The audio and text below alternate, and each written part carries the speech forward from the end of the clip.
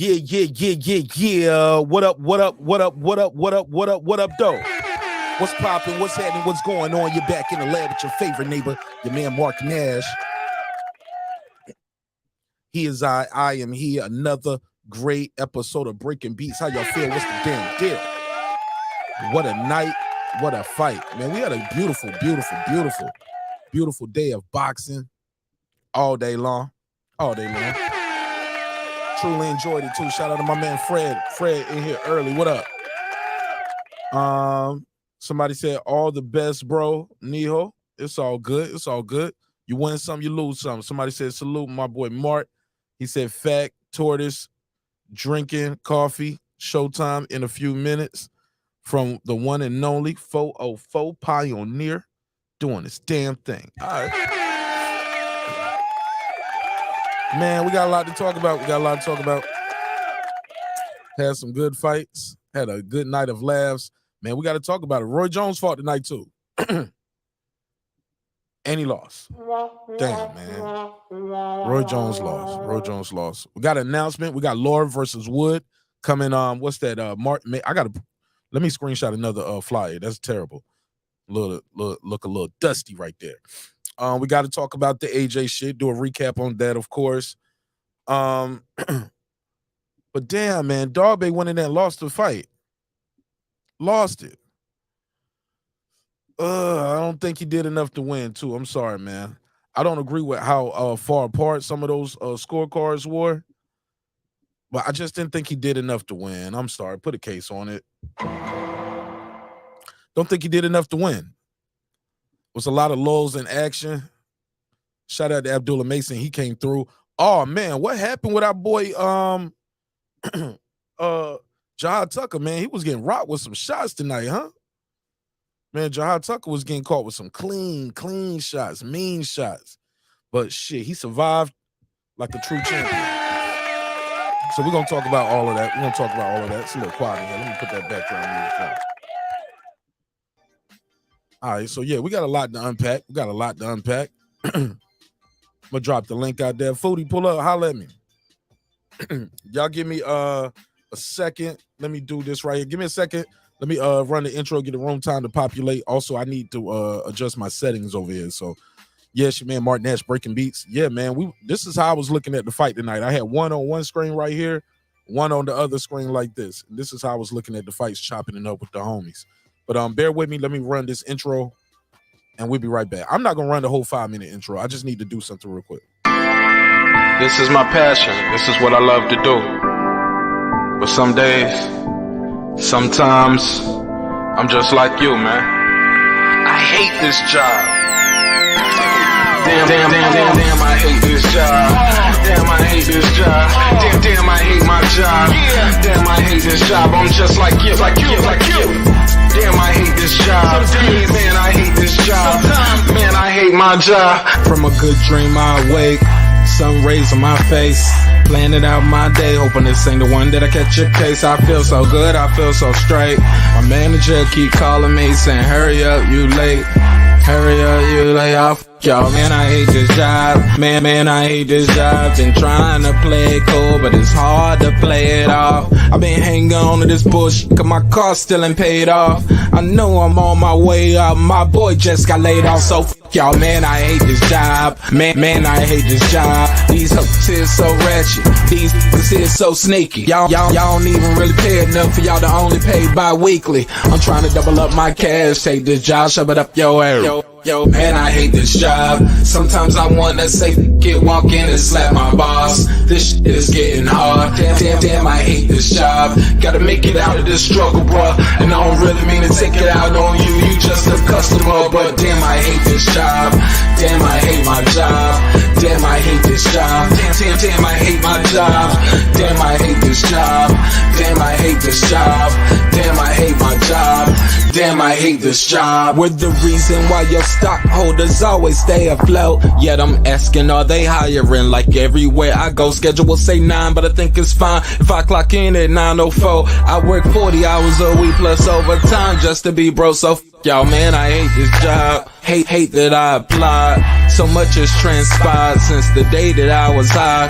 Told me I could advance, but you were telling me lies. Gotta give your notice before I quit, but you don't say shit right before I'm fired. Damn, man, I hate this job. Sometimes I wanna say, walk in and slap my boss. This shit is getting hard. Damn, I hate this job. Gotta make it out of this struggle, bruh. And I don't really mean to take it out on you. You just a customer, but damn, I hate this job. Damn, I hate my job. Damn, I hate this job. Damn, I hate my job. Damn, I hate this job. Damn, I hate this job. Damn, I hate my job. Damn, I hate this job. You and your procedures. You and your protocol. You and your policies. None of that shit don't apply to me. You and your quotas. You and your standards. You and your 2 sick days a year. Y'all niggas bananas. Wonder why the postman's posted with hammers. Going postal with Popo on camera. His wage got him enraged. Stressed out, it's hard to maintain. He flips the middle, grabs his. He said, if you don't get the picture, I quit. You ain't shit, mother. Man, I hate this job. Sometimes I wanna say, walk in and slap my boss. This shit is getting hard. Damn, I hate this job. Gotta make it out of this struggle, bruh. And I don't really mean to take it out on you. You just a customer, but damn, I hate this job. Damn, I hate my job. Damn, I hate this job. Damn, I hate my job. Damn, I hate this job. Damn, I hate this job. Damn, I hate my job. Damn, I hate this job. Look, man, I hate this job. I put my pants on one leg at a time, just like you. I'm out here trying to take care of my family. Damn. There we go. What is this?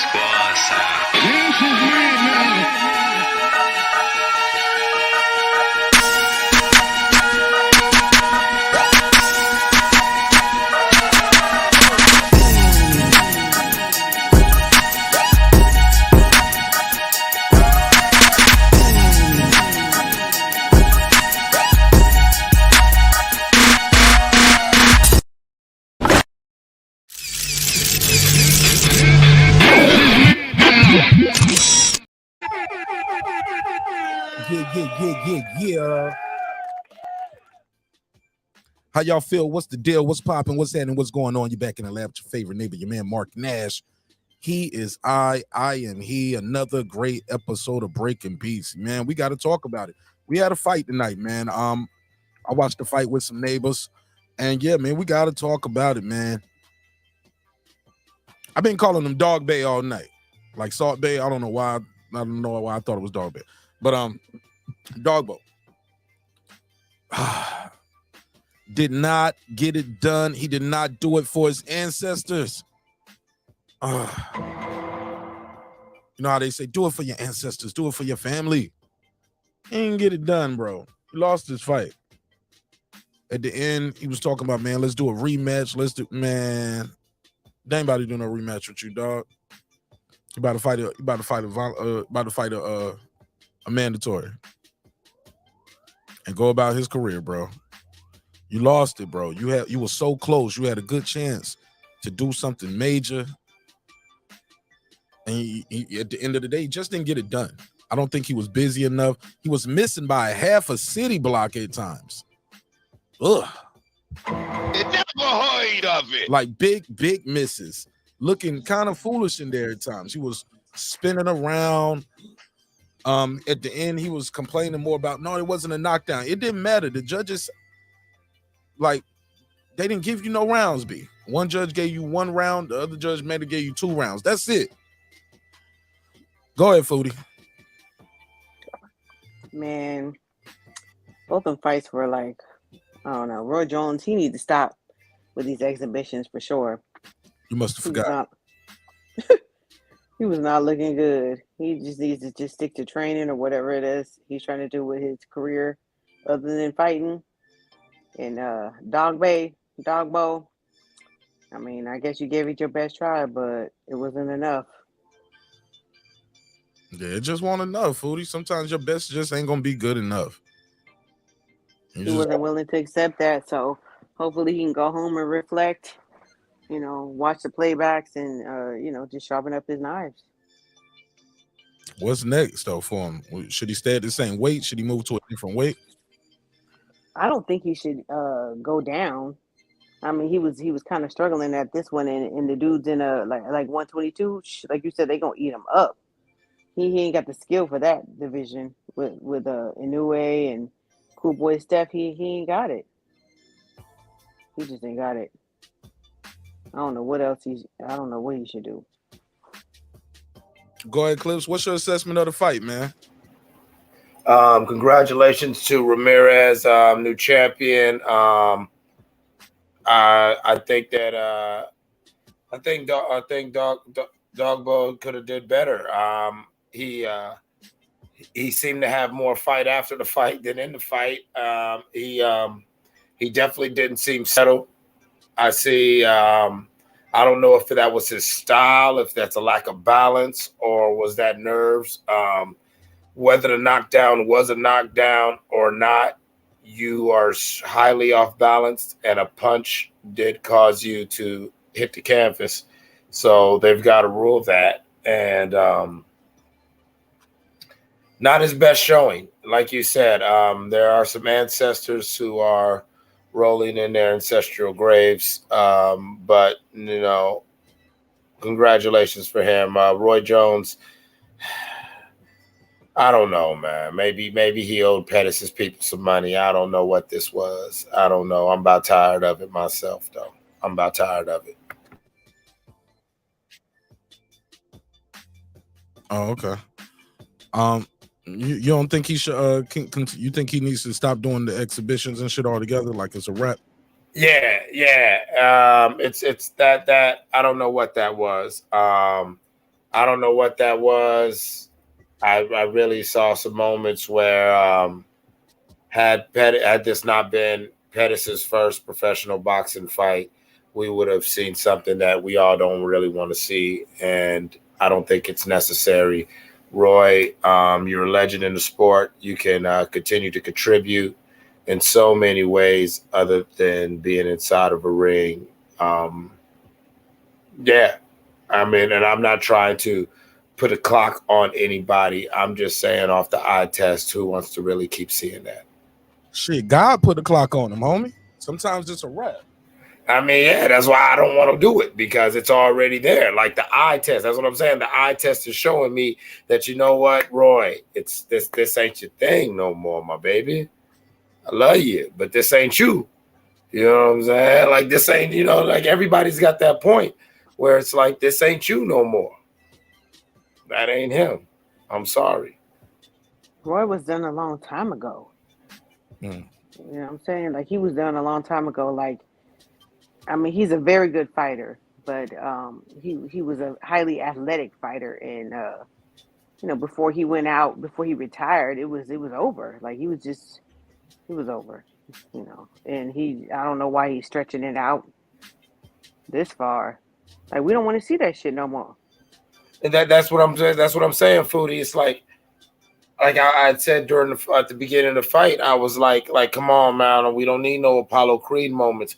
I really do think that when you get, even with Floyd, I've said it, like what are we really seeing here? I mean, as we get more advanced as a society and within combat sports, we've got to ask ourselves, all right, what are we actually rooting for? Are we actually going to encourage a situation where we're all going to see something we don't want to see?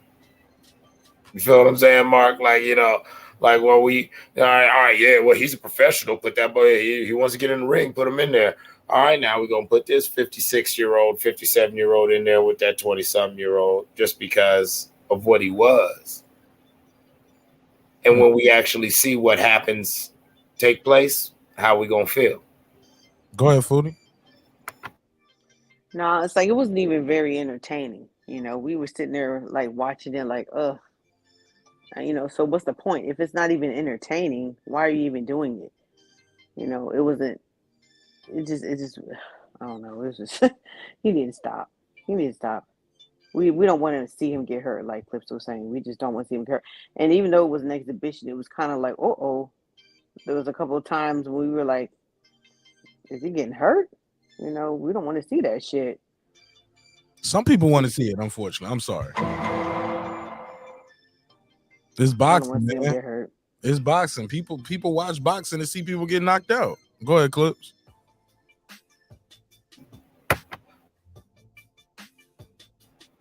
I was just laughing at the natural knee jerk. Yeah, some people want to see that shit. Fuck it, nigga. yeah.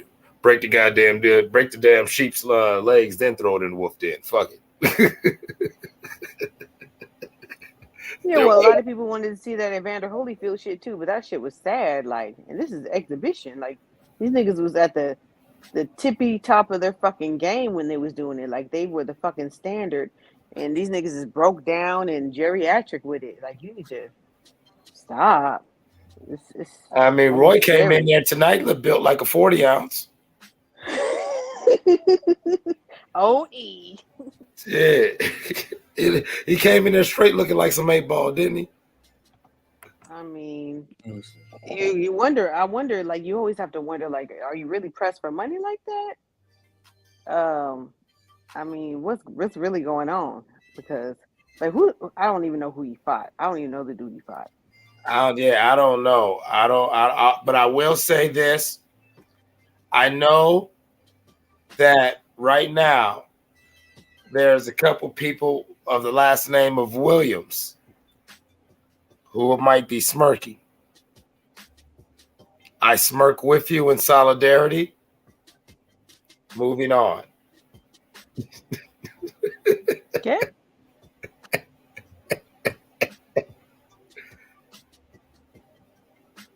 I'm lost. What are you talking about? I'm just saying. Hey, I'm just saying it wasn't no broken jaw, but I'm sure the L feels a little good, and oh yeah, damn. I'm sure it feels a little good for her. There's certain people who just got a little smirk on their face right now. Yikes. HOD said Roy Jones. Maybe Roy Jones' problem is he needed a new trainer, just like AJ needed one that will fix everything, right? But ain't he the trainer? Yeah, He is. I don't know who them old brothers he had in the corner with him today. Into the corner. Damn, I didn't even notice. I mean, look, when you look at the film, it was crazy. He had some of them brothers. They have to be legends, or you know what I'm saying, old Negro League players or something. I don't know. This nigga said Negro League. His barbershop homeboys. Yeah, I'm telling you, bro. Just walk me out, hold the bucket for me. Man, Roy Jones didn't even have like a robe or nothing. I didn't. Yeah, that was weird. Let's talk about that, Mark. In the trunks, like. Yeah, 1 minute we was talking and Mark Nash was like, Roy Jones in the ring. Like, what the fuck? No ring. Yeah, I had to switch over real fast. Like, what the fuck going on? No, y'all must have forgot. I'm like, no. No, nigga, you forgot you 54, dog. 54. This shit dangerous. Was riding high and shit. Like, There was times in there too, like you said, Clips. Like if he could have got really hurt in there real bad. Yeah, there was some real moments where it was. I honestly felt in the 6th and in the 7th round there was 3 good moments where it felt like Pettis had respect for Roy, and he knew that okay, I clearly won this round. Let me just take these 20 seconds off. That's just my eye test. It seemed like no, it wasn't. It was like, okay, I won this round. No need to do more. In the same vein, what I would always say about Floyd, how you could tell how once Floyd realizes he wins the round, it just becomes about, now you chase me as I pull and counter your ass to keep pointing you out and run the clock out.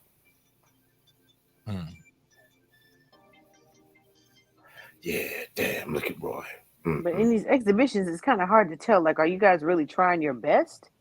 Or I think they are. I think this guy want to be able to say, I knocked out Roy Jones, man. At any age, I don't care.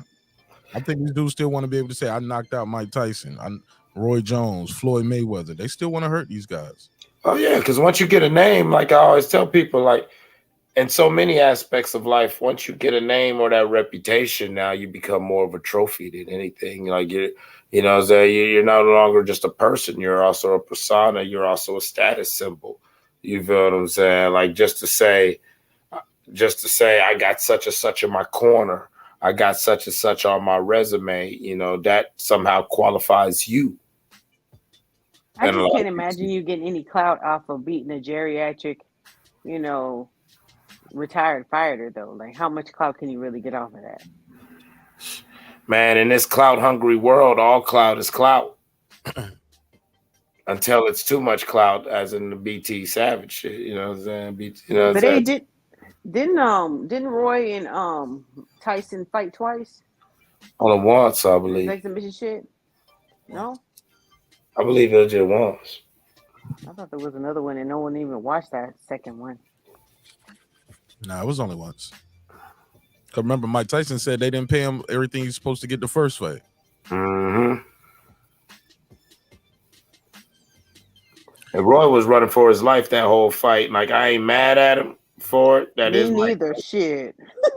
That is Mike Tyson, and you know, and it was Triller, so they wasn't really in Mike Tyson's blood and piss, like say, you know, a normal boxing sanction would be. And you know, for all you know, Tyson probably was in there off a little bit of this and a Mike little was bit on of them that, steroids. He was but a on them little bit of steroids for ooh, sure. and he was off of Peru's finest, and so you know. He ain't on Peru's finest no more. That nigga be on them steroids though. Like that nigga on them fucking stem cells and shit. Yeah, stem And cells with a Roy ain't got access to that kind of technology and shit. That kind of biologics. shit. So I tell you what, judging from his body in that damn ring, and one thing he do got access to is some chicken wings. That nigga, he came into the ring like, is he ready to fight or is he just, you know, fuck it, man, let me get this chick. I'm wondering what that check looked like for him to go out there looking like that though. I wonder about that too. I do too. It It's had to be like, nice, yo. They had to pay him crazy, fam, for him to be like, you know what, they had to pay him crazy. I would hope so. I would definitely hope so. A legend of Roy's caliber. Forget the fact you went out there and caught an L, you know, just the fact that to get you out there, to get you in the ring. It's like, please tell me, Roy, you're not just going out there just for a bag. Don't tell me it was just like a bag where it was like, oh, a couple 100,000. You're like, Roy, where you jumped at that? Nah, it ain't 100,000. You know it's more than that. You feel me? It better be. You feel me? Let me see if I can pull up the purse real quick. Let me see. Roy Jones. What will be interesting is the exhibition between him and Antonio Tarver. Man, Tarver's ass ain't, man. Tarver's not getting back in shape. Tarver Ben ate himself out of boxing. By the time he did that movie with Sylvester Stallone, Tarver was already damn near. Tarver blew up soon as he knocked out Roy Jones. Tarver started gaining weight. I can imagine their fans wanting to see that shit though. Like, who wanted to see this shit? I don't know. I mean, we saw it. I mean, Tarver did it twice. I don't think Tarver's got nothing to prove. Tarver did it on Roy twice. Yeah, for real. And remember, like, I remember going into the fight, when they did the package, you know what I'm saying, the promo package, they were talking about, Tarver was a longtime sparring partner and one of the few people who would give Roy fits.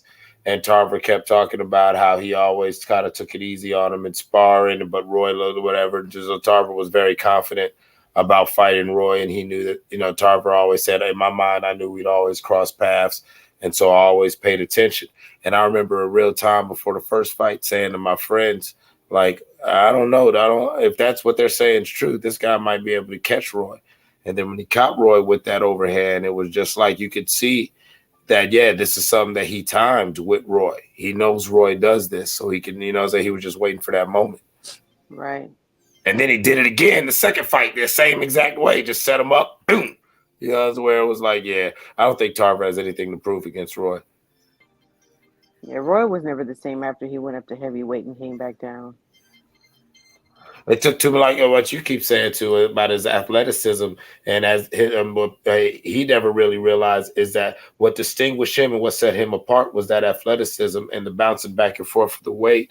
That just took too much toll on the body, and that depleted just enough athleticism to make him human again. Right. And he was getting older at that time anyway. I mean, he was on his way out. I I mean, athletically. I always thought he was on his way out too, athletically around that time. But he did come back and have that. He did come back and beat Tarver when they fought. But some people was like, nah, it was Tarver won. Tarver talked himself into that rematch. Jones bid it and lost. Got stopped. Went back out there. Got stopped again, back to back. Like, yeah, man. Sometimes you got to know when to take a break and walk away. Sometimes. Right. Yeah. So he didn't go out on a high note. So I'm sitting there thinking, what in the hell is he doing these exhibitions, man? And when And I you think listen to that's him a lot of talk, money he gives it. when you listen to Roy Jones talk, I mean, he always had that Florida accent and shit. But sometimes I kind of be like, he's slurring a little bit. Like he sound a little bit punch drunk ish. Like he need to stop. I don't want to see anymore. Exactly. But like you're saying, it was like after the Glenn Johnson, the Tarvers and all like that, it felt like Roy Jones is never really 100% content with how his career panned out to where he just doesn't want it to end on this note. I don't even think it's much as the bag anymore as Roy Jones just really on some level is not content with how the story, with the story, ended right now. And, and I'm not talking about ended in boxing. Like he knows he could trade. He knows he could promote. He's already proven he could do that. But he really feels like Roy Jones, the fighter, has got that one more push. Let me take this call. Let me take this call real quick, y'all. Go ahead. Jerry from Baltimore, talk to me. Yeah, what's up, Mark? What's popping with you, homie? I just tuned in. What happened with that Roy Jones fight? He lost. He lost? Yeah. He didn't get knocked out, but he lost. All right. Well, let me say this. Roy Jones, Floyd Mayweather, Manny Pacquiao, Conor McGregor, like any of them guys, I got no problems with them fighting exhibition fights if they can earn some money. The bottom line is you don't have to buy it. I didn't buy this fight tonight with Roy Jones. But, man, if they take a physical and he's deemed fit to fight, I can't stand in his way or Mayweather's, you know what I mean? Especially Mayweather. Mayweather gets millions of dollars, cashing in on his name, basically taking on guys he's going to whip. Right. If you can make $10-12 million in 20 minutes, you'd be a fool not to. Even if you got the type of money he's got, he is Money Mayweather, and that's big money for, little effort overall. But I do want to say this. I watched Roy Jones' whole career, and I told you this before, and people, I don't know, they reacting differently. Roy Jones was overrated. If you look at who he fought when he was considered to be the pound-for-pound best fighter for 10 years, go look at who he fought. I just watched a thing with him like prior to this fight where he was saying, what happened to the best fighting the best? Well, when Roy Jones was the light heavyweight champion, he did not fight the best fighters. Chris Eubank, Nigel Benn, Steve Collins, Darius Mikulicki, and maybe Gerald McClellan you could maybe throw in there too. His the top fighters that was around him, he didn't fight not one of them. Not one. Instead, he fought Richard Frazier, David Telesco, Reggie Johnson, he was a middleweight belt holder for a minute. Wasn't a bad fighter, but just go look at who he fought. Those guys, he fought that Australian guy, was a garbage man. Tony Thornton was a postman. They weren't even full-time fighters. It was a thoroughbred in there against a track, just like a regular farm horse.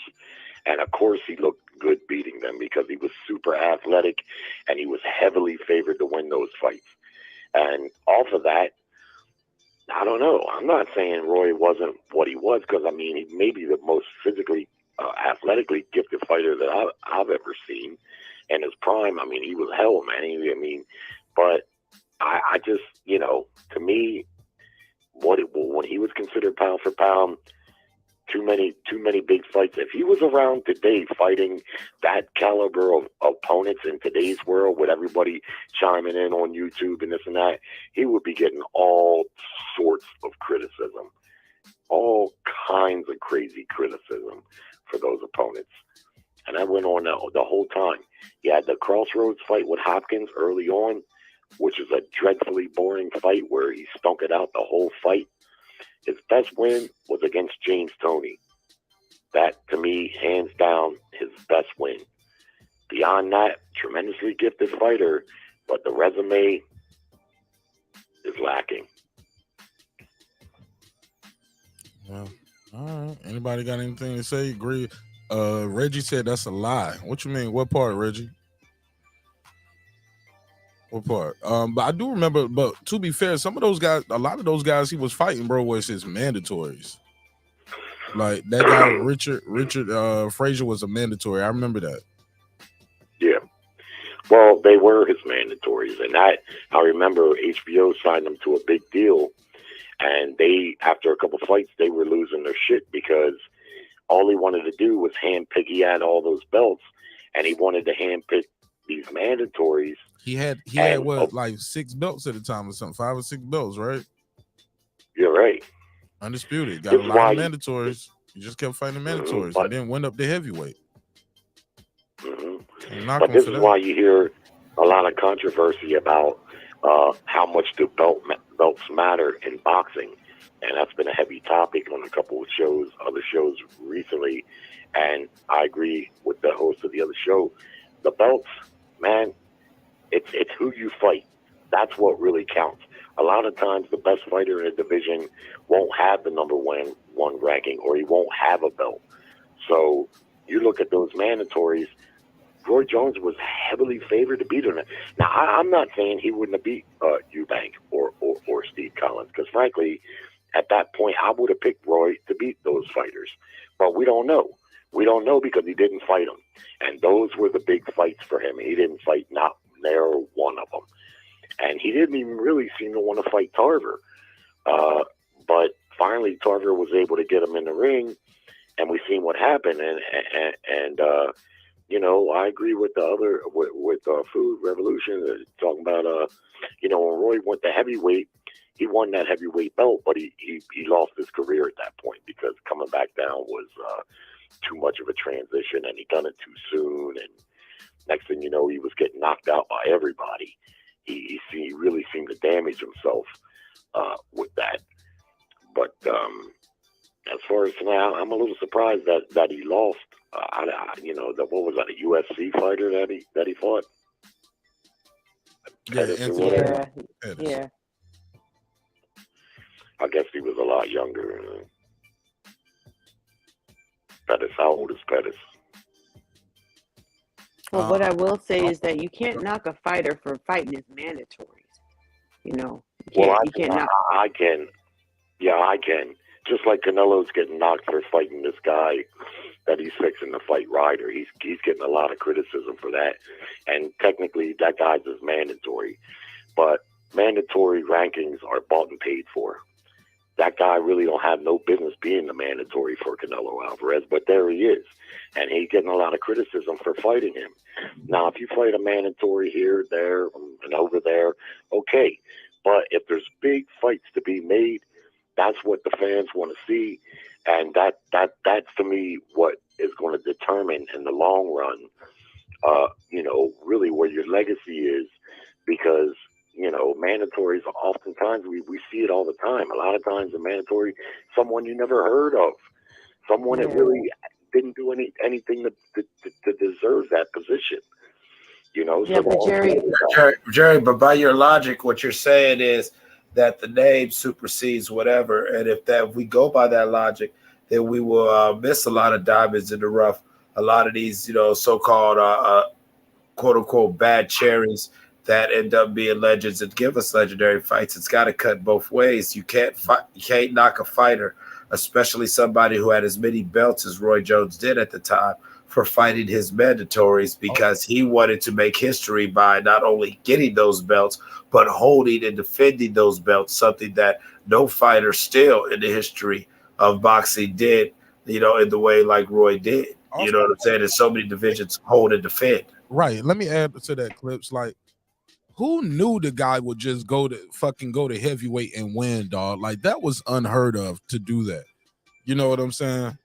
to do that. Now, some would say, well, yeah, he fought the weakest of the heavyweight champions. Bro, it's still a heavyweight champion. A guy coming up from, what did Roy start at, middleweight? 154, 160? Yeah, something like that. Middleweight or super, what saying maybe right under middleweight. So for this guy to go up there and to, I'm just saying, bro, you got to get the dude his flowers, Jerry, because he's fighting the mandatories, and it's a lot of them. And far as Canelo, what you said about Canelo, I got to disagree on that. He did just fight Triple G, and motherfuckers wanted to see that. I didn't want to see it, but some people really believed in Triple G. That shit sold. It was a sold-out crowd, so that shit was packed. It was like, where they fight at? I just know it was like, I'm looking at it right here, 22,000 people came out to see it. That's a lot. Some people don't, 22,000 people don't go see a Hawks game. Pay-per-view, it sold anywhere between 550, sold over 500,000 buys, bro, almost 600,000 buys in this climate. Right. People wanted to see that. So I think but don't leave out the fact that Golovkin fought tooth and nail twice with Canelo, and Golovkin was a unified middleweight champion when they fought that third fight. No, they fought, but they fought at 168. I know where they fought at, but still, there was a close history of two close fights. Jerry, but you're making my point for me. You said Canelo ain't fighting because you said he's fighting this mandatory now. His last fight, bro, he just fought a fight that people really wanted to see. The fight before that, it was over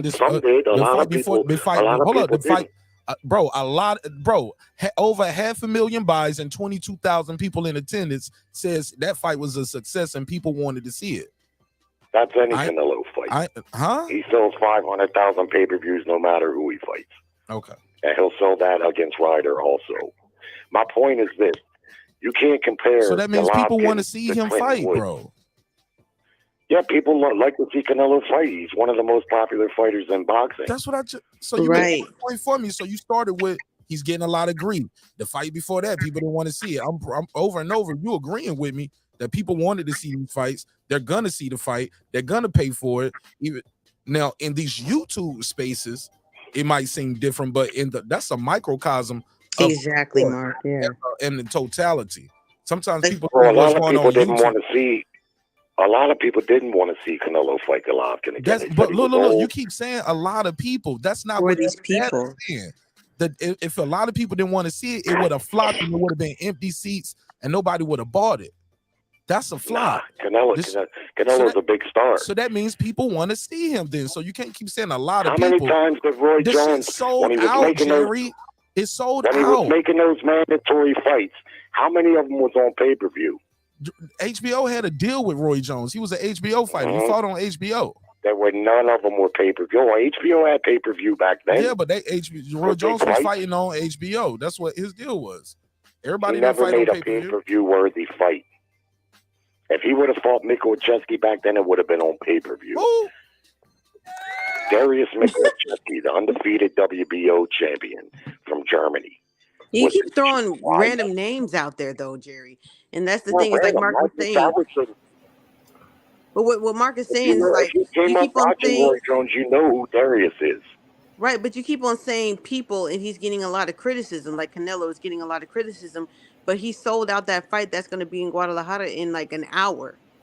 People want to see. What do you think he's going to do? And I know people from America. Boxing. Okay, that are flying out there to see that fight. You can say people don't want to see it when people are buying it. People are buying it, even by your own admission. People want to. Canelo averages 500,000 pay-per-views no matter who he fights. So that means people want. So we can't say people don't want to see it when people are buying it and it's sold out every time. People want to say who doesn't want to see it. When we can tell you who does, but you can't say who doesn't. Hey, look, when he's fighting in Carson, California, that shit that holds 8,000, right? And he can't fill up a third or a half of that. Then we can start saying people don't want to see him. Cause that's what happened. No. I'm trying to tell you something. I'm leading to something. Cause that's what Charlo and Castaño did for Undisputed. People didn't want to see that. That's an example of something people don't want to see, where it's on regular Showtime, and it's for Undisputed. Everything on the table. And what happens? You put it in a venue that only hold 8,000 people and less than 4,000 show up. That's something people didn't want to see, Jerry. You don't think not 22,000. packed out. What? No. What that really is those guys aren't nearly as popular as Canelo Alvarez. Canelo Alvarez can fight anybody. It's going to sell 500,000 because people want to see him. In Mexico, if he fights in Mexico, he can fight in an 80,000 seat stadium, and it's going to sell out. Of course, he's a popular fighter. Roy Jones back then, when he was pound for pound best fighter, not only was he not that popular, he was far from the highest paid. Several fighters in boxing. Ryan Garcia was popular. He won't on pay-per-view till he teamed up with Tank Davis. He won't doing 22,000 in the room. Because he fights on a subscription-based network. And so does Canelo, and his shit is pay-per-view, right? So that means nothing. But he's the only one, right? But if he was like that, they could have did it. They could do it. Why is Canelo the only one? Because he's the most popular. But you're missing my point, though, Jerry. Listen, they know, though, but he'll sell. Let me tell you something, though. I'm just telling you, popularity don't always fill up the room, bro. I know some people that's popular, and they don't pack out 22,500 buys with everybody they fight. Manny Pacquiao super popular. Manny Pacquiao don't do 500,000 buys and 22,000 packed in the room every time. Not now. Better. Not now, but he's still super popular though right now. But when he was in his heyday, he did. But you're comparing two different eras. I think you changed the point. You're comparing two different eras. I don't want to argue no more. I just wanted to finish his call though. My point simply is this: go look at Roy Jones' resume when he was the light heavyweight champion. Tell me one great fighter that he beat. One, the best fighter he beat during that whole time was Virgil Hill, who arguably was not a great fighter really himself, but I'll give him that. I'll give him the Virgil Hill fight. Name for me, when you look at it, and just be honest, put aside your personal like for Roy Jones and just look at who he fought.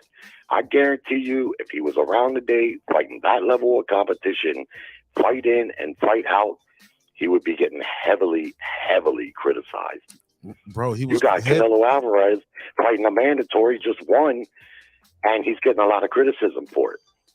Bro, because they want him to fight Benavidez and Charlo and this and that, you know. Benavidez, Benavidez just had his first real test. You get what I'm saying? Caleb Plant didn't have his first real test until he fought Canelo. You get what I'm saying? So what are we saying here? I don't get your point. A lot of these dudes need to fight each other. Canelo can't fight them all. Some of these dudes need to fight each other. And I thank God that Caleb Plant and Benavidez both took the challenge and start fighting each other. You get what I'm saying? That's what need to happen. I agree. They need to fight each other. But he can't fight all of y'all. Especially he's trying to. He don't win up in weight. Got a title. Don't win up in weight again. Got another title. Y'all still sitting around. Dudes still sitting at 160 talking about they want a Canelo fight. Canelo trying to go back and fight, get back at 175. So, but far as your thing about Roy Jones, entirely. Back when Nigel Benn fought Gerald McClellan, and what happened in that fight, that was a perfect time for Roy to fight Ben. Oh. And it would have been a great fight because Ben was a big star over in England, and Roy was big over here. It would have been a great fight. I remember people pining away for that fight, but it never materialized. But guess what? Eubank and Ben fought a couple of times. Eubank and Steve Collins and Nigel Benn, they all fought each other. Roy didn't fight none of them. And that includes Mikołajewski. And if you came up watching Roy Jones, you have to know who Darius Mikołajewski was, because that was the biggest fight for him.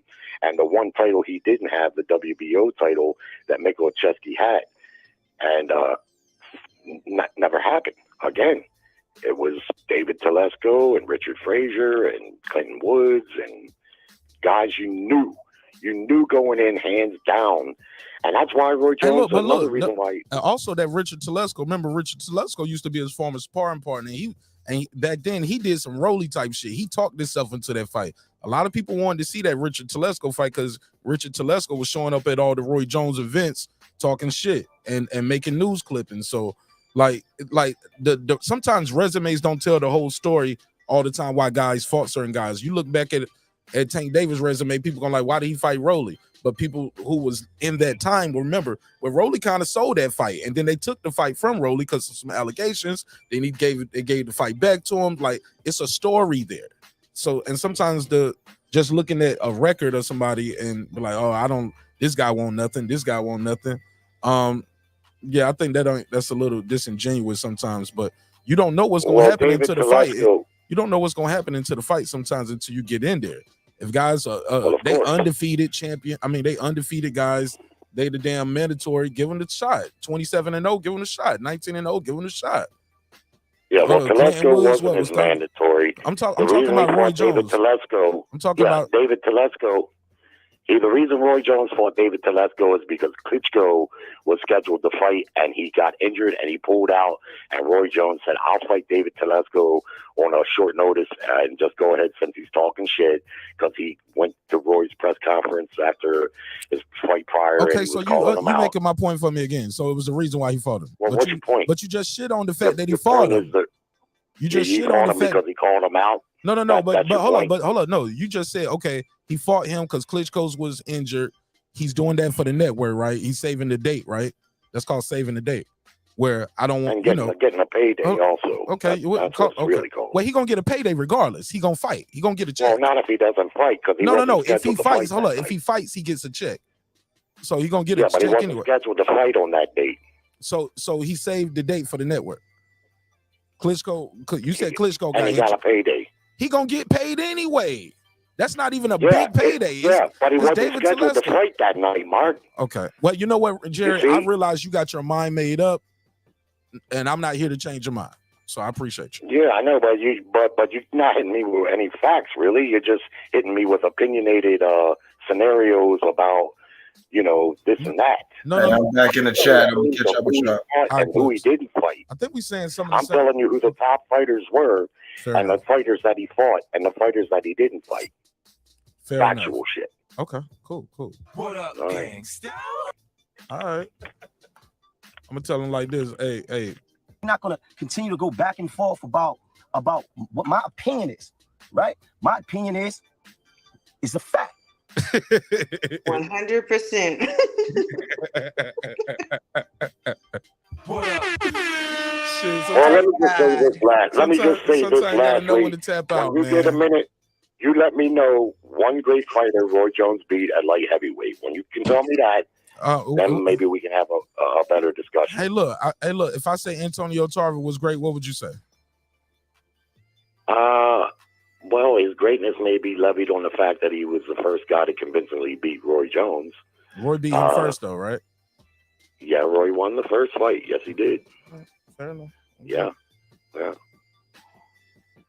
I guess that who you would say. You would say I'm just throwing the name out there real quick just to move the conversation forward. Like I said, your opinion is your opinion, my opinion is mine, and like I said, what up, gangsta? You know what I'm saying? Let me hit the drop again, Jerry. We're not gonna continue to go back and forth about what my opinion is, right? My opinion is a fact. That's it.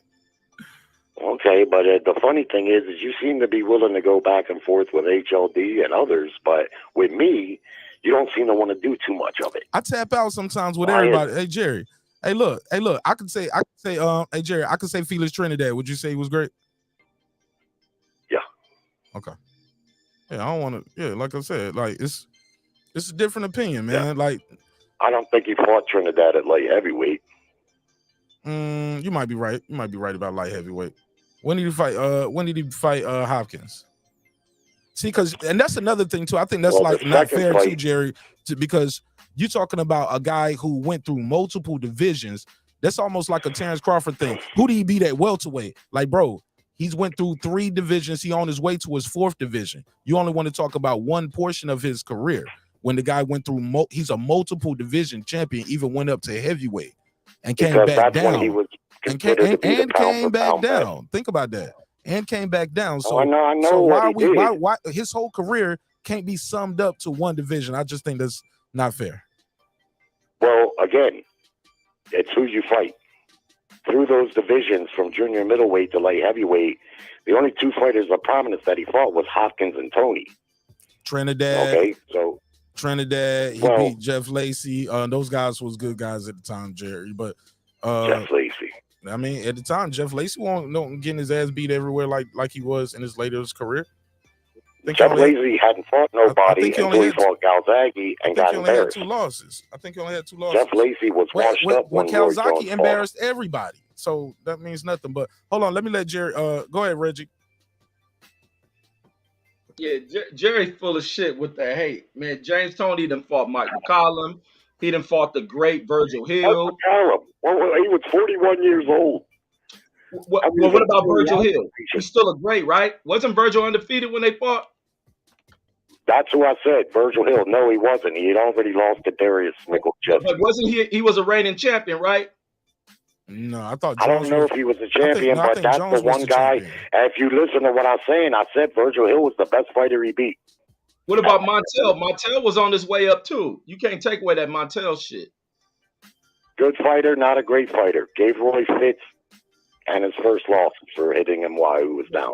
And then you can't take away from what was in the fucking division. You can't take that shit away from the dude. Hey, look, he got his mind up.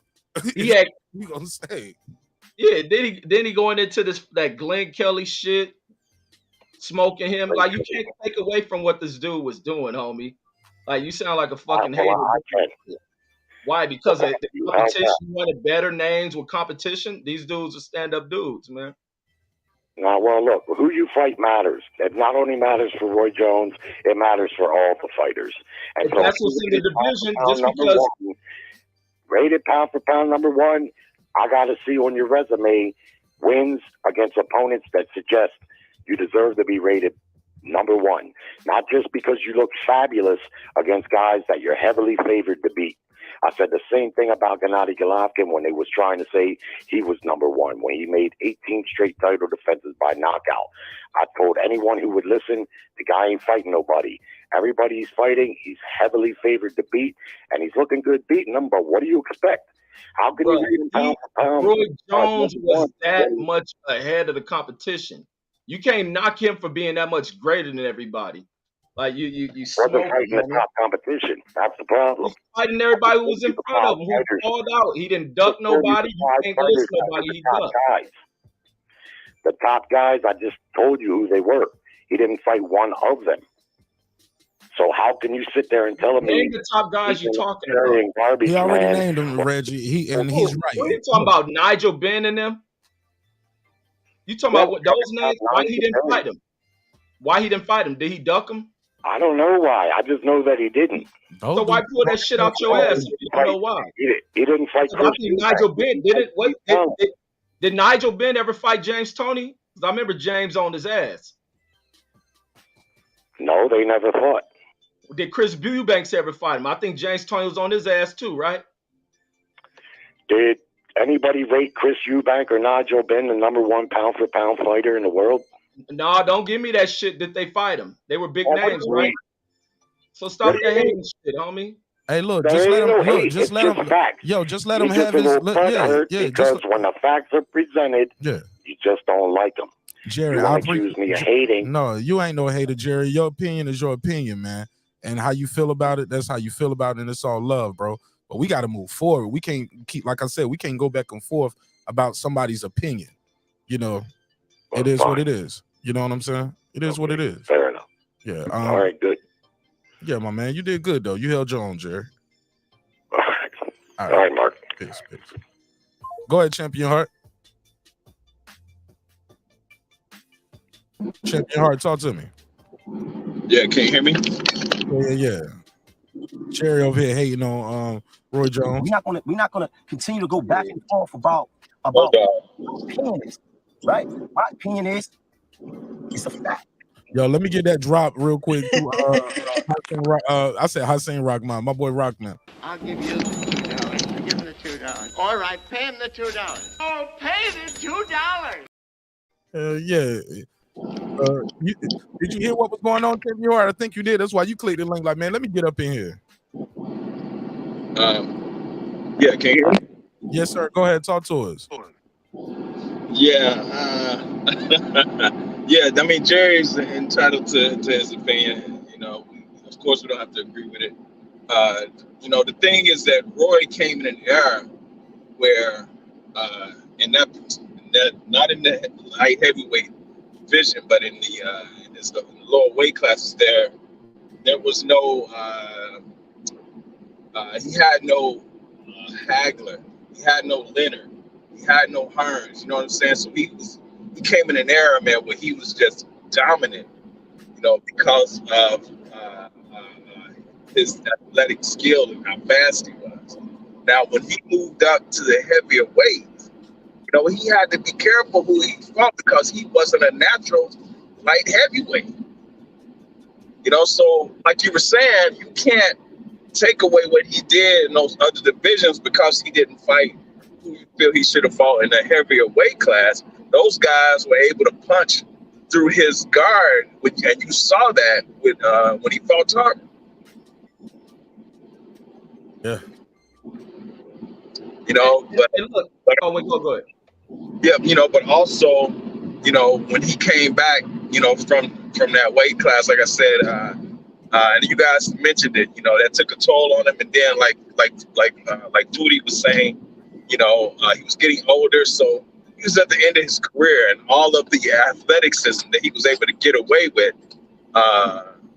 early, later in his career, he wasn't able to get away with, you know, with that because his fundamentals did lack, but because he was so fast and so athletic, he could get away with certain stuff. Right. You know, but as he got older, he couldn't get away with that stuff anymore. But this is another thing that goes into Jerry trying to strip away from Roy not fighting McCullough and all that. McCullough was fucked over in '95. Roy Jones on his way. Exactly. Reggie McCullough got messed up by Ben. Ben retired after that. Yeah, so Jerry just really expressed how much he hates this dude. Like Roy was on a different trajectory than all these dudes. Are you guys talking about McCollum or McClellan? Like Gerald McClellan? Gerald McClellan. No, right. No. I thought y'all said Mike McCullough. Like no, McCullough. Gerald. No, he said Gerald McCullough. Oh. Gerald McClellan was done after he fought Ben. Talking about Roy never fought him. Fix your audio, Champion Heart, when you're not talking. Like it's starting to make a radio noise. But look, so what? When was he expecting Roy to fight him? I don't know. That just shows how much he hates Roy. There's no way he could have fought him after he fought Nigel Ben. Right. The man was like completely done, paralyzed and blind and deaf and everything. What year was that? It was like '95. It was early in his career. Roy fighting fucking James Toney and Benny Pazienza and all these cats. So Roy was at a lighter weight, basically. He wasn't even. He was in the same weight. Right. Hold on. Say that again. I think Roy's in the same weight. He's a middleweight. So that was 95. Let me see where Roy Jones was at in 95. Right. He hadn't moved up yet. What you said, Champion Heart? I said, but I don't think Roy had moved up to light heavyweight at that time either. Right, that's what I'm saying. So he's at middleweight. He was at middleweight at the time, and these guys were super middleweights. But they were different divisions. Reggie, do the honors. Yeah, so that's checkmate. Jerry, cut all that hating ass shit out. Take away this legendary career. Hold on. Let me tell him this shit right here. What up? Hold on, let me give him this one. Are not here tonight to be played with. They are here tonight because they want to change in their life and they want to change in their community. Go ahead. I love that one. It's just crazy when guys just start hating on these dudes. Now, the only thing I'd knock on Roy is this shit he's continuously doing with his career. Like, after that Glenn Johnson knockout, and it just goes to show when a guy doesn't have any other plans in life, like, to continue on with his career was just idiotic. But Roy Jones' career is fucking, it's a legendary career. Not even none of his opponents would knock his ass. Nobody has anything crazy part on this shit. The dude is a Hall of Famer. The guy who beat him ain't even in the Hall of Fame. Right, exactly, bro. And the well-deserved Hall of Fame. Glenn Johnson ain't in there, and they knocked him out. They ain't even in the Hall of Fame. But I'm gonna tell you what's crazy though. I did just notice this. Ladies and gentlemen, Food Revolution. Foodie. Yeah. Remember when you was like, he got to stop these exhibitions? He need to stop this. These exhibitions going to get somebody hurt. You remember you said that, right? Yeah. Foodie with the beauty. Can you look at this box rec right here and tell me what this is at the top? Oh, your audio leaking through. Yeah, Champion Heart, you got to mute your mic when you're not talking. Oh, okay. I'm sorry. Let it happen again and see what happened. No, I'm joking. Niggas be tough on the internet. Look at this revolution. Roy Jones came out of retirement. This was a real fight. This is on his record. This last fight, this last night? The shit we just saw right now is on Roy Jones' permanent record. It was not an exhibition. He was gonna be a ranked fighter in this fight, man. What the fuck? Pro debut. Roy Jones is out of retirement. Out of retirement. At 54 years old. Man, Roy done fucked off his money, man. Jerry, okay, let me Jerry, listen. Oh my God. They was different divisions. Roy was at middle, they was at super middle, but you brought them up like they should be fighting at light heavy. That guy didn't fight at light heavy because he was paralyzed. So you was wrong in that. And the guys you're talking about him fighting, Roy was behind them in the division. He was behind them. So it's not like he was gonna fight those guys at light heavyweight. When he's at 160, they at 168, bro, at the time. It's okay though. It's okay. We get it. You just think. Look, the point is, you think Roy Jones' resume at light heavyweight is weak, right? That's what we all gather, right? Foodie, Clip, Reggie. All right. That's it. Okay. History is not on your side. The Hall of Fame is not on your side. There we go. That's it. You're one person. The Hall of Fame is where he's gonna be at until the end of time. So it's okay. You ain't gotta like what he did at light heavyweight. The Hall of Fame said, hey man, your career as a whole is enough where you can come in here and be enshrined and be locked into legacy forever. First ballot Hall of Famer too. So it's all good. That's why I say it's your opinion, because it don't move the needle of nothing. You know what I'm saying? The man is a Hall of Famer, regardless. We can't take away his whole career because you don't like his resume at one division. That's not how the sport works. Ain't it right, Champion Heart? Reggie O, Food Revolution. Talk to me. Exactly. I mean, and the thing about, I respect Jerry's knowledge about boxing. He's been watching it much longer, obviously, because he's much older than everybody on this panel. Everybody on the planet. Did you say everybody on the planet? On this panel. Oh, I thought you said the planet. I was like, what the hell? I mean, I don't know how old Jerry is, but clearly. But my thing is that how you can count to. When he's trying to make his point, he likes to mix and match eras, and it's like, and then he talks about criticisms from whom, about what, and they are just criticisms, and those are just opinions, and then he'll just throw things in, like he just keep going back and forth. It's like, stick to the era that you're talking about. Don't keep going back. Oh, well, then Canelo, and nobody wants to, but Canelo sells out, and I mean, it's like, you got to stick to the script. Stick to the script, Jerry. Damn, I wish Jerry was still on here and I said some derogatory shit about Rocky Marciano. I guarantee he would have defended that shit. You want me to call him back? Hell yeah. I'm calling him back. Let me see if he answers the phone. Oh. I'm calling him back. Let's see if he answers the phone. Let me see if I call him back. Jerry, I'm about to call you back, man. Because Rocky Marciano ain't shit, Jerry. Rocky Marciano. That's they one. Let me see if I can call you. Listen here, Reggie. Come to Baltimore with that shit and I'll fucking knock your ass out. Jerry said wrong answer. Call him. He said wrong answer. What you mean? Yeah. I don't know. That's what he said in the chat. Jerry, can I call you back? I'm gonna say no for no answer. Call me all the time, so I could call him. I could call him. Sure, you're gonna say Rocky Marciano was the greatest heavyweight ever. That's they won. And Lomachenko, high tech. That's they won. And Lomachenko, high tech. Hold up, Jerry. Yeah, Jerry, the YouTube playing in the background. Yeah, I turned it off. Go ahead, champ. Boy, oh boy. I mean, you would think all the times I've been on here talking boxing that some dumb shit like he just said about Rocky Marciano wouldn't come up as if I'm some type of race baiter. When Go ahead, I've Jerry. told Fight everybody back. on here several times, Earl Spence, Bud Crawford, my two top favorite fighters. Just a minute ago, I told you Gennady Golovkin, one of the whitest motherfuckers on the planet, overrated during his title reign with all those easy mandatories that he had. Did I not say that? Rocky Marciano was a good fighter. Of course he was a good fighter for his era. But the biggest names that he beat were old men.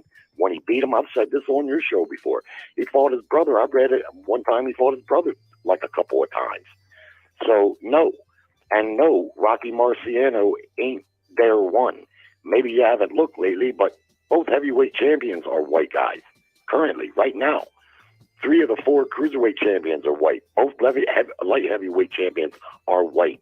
The 140-pound undisputed champ until recently, white. We got plenty of good white fighters. White guys can fight just like black guys can fight. Here's my thing, and you wrapped it up pretty perfectly. I didn't say Roy Jones doesn't belong in the Hall of Fame. You never heard me say that. I never said Roy Jones wasn't very talented. Anyone could see that he was. What I'm saying, and I lived it because I was a boxing fan. By the way, I'm 53. I'm not that fucking old. I was a boxing fan when Roy Jones, I followed his whole career. I know who he fought, and I know who those fighters were when he fought them. And I remember the criticism he was getting back then. And I remember that Roy Jones, during that time, was not that popular in relation to where he was ranked as the pound-for-pound guy. There was tons of fighters making a lot more money than Roy and were a lot more popular. And the reason being was the fights. He was fighting guys that everybody knew he was going to beat. It was a hands-down, case closed. The first guy he fought that where there was even any trepidation that he might lose was Carver later on after he came back down from heavyweight. Does he belong in the Hall of Fame? Sure. Vinny Pazienza's in the Hall of Fame also. The Hall of Fame, to me, every year it gets easier and easier to become a Hall of Fame fighter. People throw that around like it's this great big credential. I mean, I guess it's a good credential, sure, but to me, that's not the end-all, be-all. Was not impressed with who Roy fought at light heavyweight. And like I said a few minutes ago, I would have picked Roy to win those fights. So should they remove Rocky Marciano from the Hall of Fame, Jerry? Should they? You choked up on that shit. Should they remove him? No, I don't think so. I don't believe in putting somebody on it and then taking them off. I mean, if you're gonna put them on, then put them on. Based on what you came out here to clarify about Rocky's career, should he have never been in the Hall of Fame? No, I would say he should have because he was 49-0. And but you claim that you claim that his record was padded. You claim that he beat his brother. You claim that he whooped on a bunch of old ass fighters. So how the fuck should he be on the damn shit? Well, it's just like Roy Jones. Okay. Like Mark said, I'm not judging Roy Jones' entire career at light heavy. I didn't talk much about his career outside of light heavy. I talked specifically about the light heavyweight division because that's where he was fighting when he was ranked the #1 fighter in the world. That's where he was fighting at. You see? So let's not conflate things, man. I'm not going to conflate, but you started off earlier before we brought this Rocky Marciano shit in now about Roy ain't did this, he ain't fought nobody. You brought it in. Now when I asked should Rocky take his trash ass out the fucking Hall of Fame, you making up all this other shit. Yeah, well, he should be in it. He 49-0, but then you got on here to make it seem like you ain't kissing up Rocky's ass that he fought all these old ass fighters, he fought his brother, meaning he didn't fight shit. So therefore, you really was saying he shouldn't be in there. Okay, well, why don't you just repeat the same thing you just said? Maybe it'll make the point stronger. Your point is weak. I told you what I know about Rocky Marciano. And you're dodging around I'm not going to give him a lot of credit for beating a fighter that is real old, a once great fighter, but they were old when he fought him. I'm not in denial about that. You see, now I could just say, well, he beat. Now, when I brought up that Roy beat Virgil Hill, or whoever, I think it was Virgil Hill, you said, oh, he was old and this and that. But now you defending Rocky and all the big names on his record. You have a comprehension problem, brother, because you can't. You're hearing what you want to hear. I never said Virgil Hill was old. If you was listening, I said Virgil Hill was the best fighter Roy Jones beat at light heavyweight. Mike McCallum was old. Oh, Mike McCallum. I knew you said somebody was old, but you still brought up that somebody was old. Okay, well, therefore, but regardless, you brought up somebody being old. So there go the point where I'm gonna still kick you in the ass with the same point. You brought up, so it's Mike McCallum. I brought up Mike McCallum. Let me say, he was old. He was 40-something, right? So you don't give him credit for that. But now you go over to Rocky, and your standards change. Rocky beat up a bunch of old-ass, legendary fucking fighters. But he gets credit. What the fuck is wrong with you?